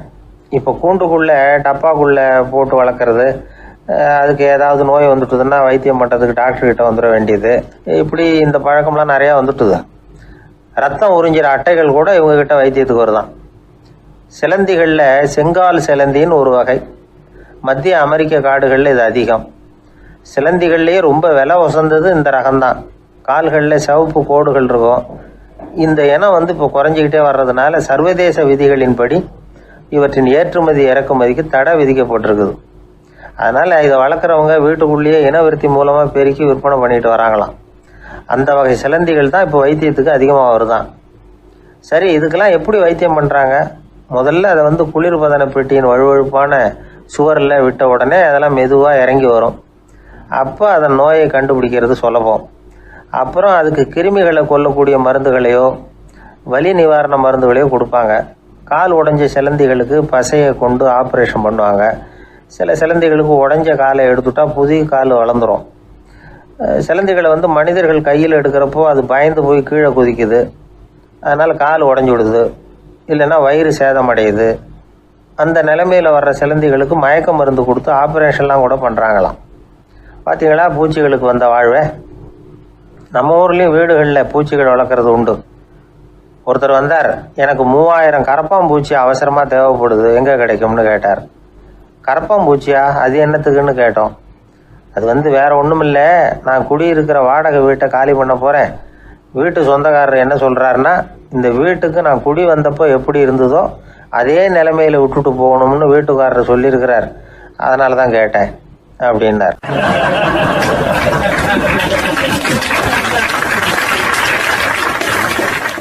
உலகத்தில் எது எதுக்கும் ஆராய்ச்சி கூடங்கள் இருக்குதுல்ல, அது மாதிரி தூக்கத்தை பற்றி ஆராய்ச்சி பண்ணுறதுக்கு ஒரு ஆராய்ச்சி கூடம் இருக்குது. அப்படி ஆராய்ச்சி பண்ணணும்னா அதுக்கு மூழ்கிக்கிட்டு இருக்கணும்ல, அதனால தான் அந்த ஆராய்ச்சி கூடம் இங்கே இல்லை. அமெரிக்காவில் பாஸ்டன் பல்கலைக்கழக மருத்துவமனையில் அது இருக்குது. அங்கே தூக்கத்தை பற்றி பல விதமான ஆராய்ச்சிகள் பண்ணிகிட்டு இருக்கிறாங்க. அந்த ஆராய்ச்சி கூடத்தில் இயக்குனராக இருக்கிற ஒரு நிபுணர், அவர் என்ன சொல்கிறாரு தெரியுமா? உங்களுக்கு தூக்கம் வரலையா, நீங்கள் நல்லா தூங்குறதுக்கு தாராளமாக சில யோசனைகளை என்னால் சொல்ல முடியும் அப்படிங்கிறார். யோசனை தானே, காசா பணமாக கேட்டு வச்சுக்கலாமே. உணவு, மனநிலை, தூங்கும் இடத்தோட சூழ்நிலை, படுக்கைக்கு செல்றப்போ உள்ள பழக்க வழக்கங்கள், இது காரணமாக ஒருத்தருக்கு தூக்கம் வராமல் போகலாம். தூக்கம் வராததுக்கு இதுதான் காரணம்னா அதையெல்லாம் சுலபமாக கட்டுப்படுத்தலாங்கிறார் அவர். தூக்கத்தை வரவழைக்கக்கூடிய ஒரு நல்ல மருந்து உடற்பயிற்சி. ஆனால் ஒன்று, படுக்க போகிற நேரத்தில் இது மாதிரி உடற்பயிற்சிகள் எல்லாம் செய்யக்கூடாது. கொஞ்சம் முன்னாடி பகல்லையே இந்த பயிற்சிகளை செய்கிறது நல்லது. தூக்கம் வராமல் அவதிப்படுறவங்க பிற்பகல் நேரங்களில் காஃபி, டீ இது மாதிரி பானங்களை சாப்பிடக்கூடாது. மது அருந்துறது கூட தூக்கத்தை பாதிக்கும். வெது வெதுப்பான நீரில் குளிக்கிறது, தியானத்தில் ஈடுபடுறது, ஓய்வாக இருக்கிறது, படுக்கிறது, அதாவது படுக்கிறதுக்கு முன்னாடி ஒரு கோவலை பால் சாப்பிட்றது, இதெல்லாம் தூக்கத்தை வரவழைக்கிறது ரொம்ப உதவியாக இருக்கும். இன்னொரு விஷயம் என்னென்னா, தூங்கி ஆகணுமேங்கிற கவலை வேண்டியதில்லை. அப்படி நினச்சி கவலைப்படுறதை விட்டுடணும். தூக்கம் வரலையா, உடனே படுக்கையை விட்டு எழுந்திரிக்க வேண்டியது. வெளியில் வாங்க, வேறு ஏதாவது வேலையில் ஈடுபடுங்க, கொஞ்சம் நேரம் உலாவுங்க, அல்லது ஏதாவது ஒரு புஸ்தகத்தை எடுத்து படிங்க. களைப்பு ஏற்பட்டால் மறுபடியும் படுக்கைக்கு போங்க, தூக்கம் தானாக வந்துடும்.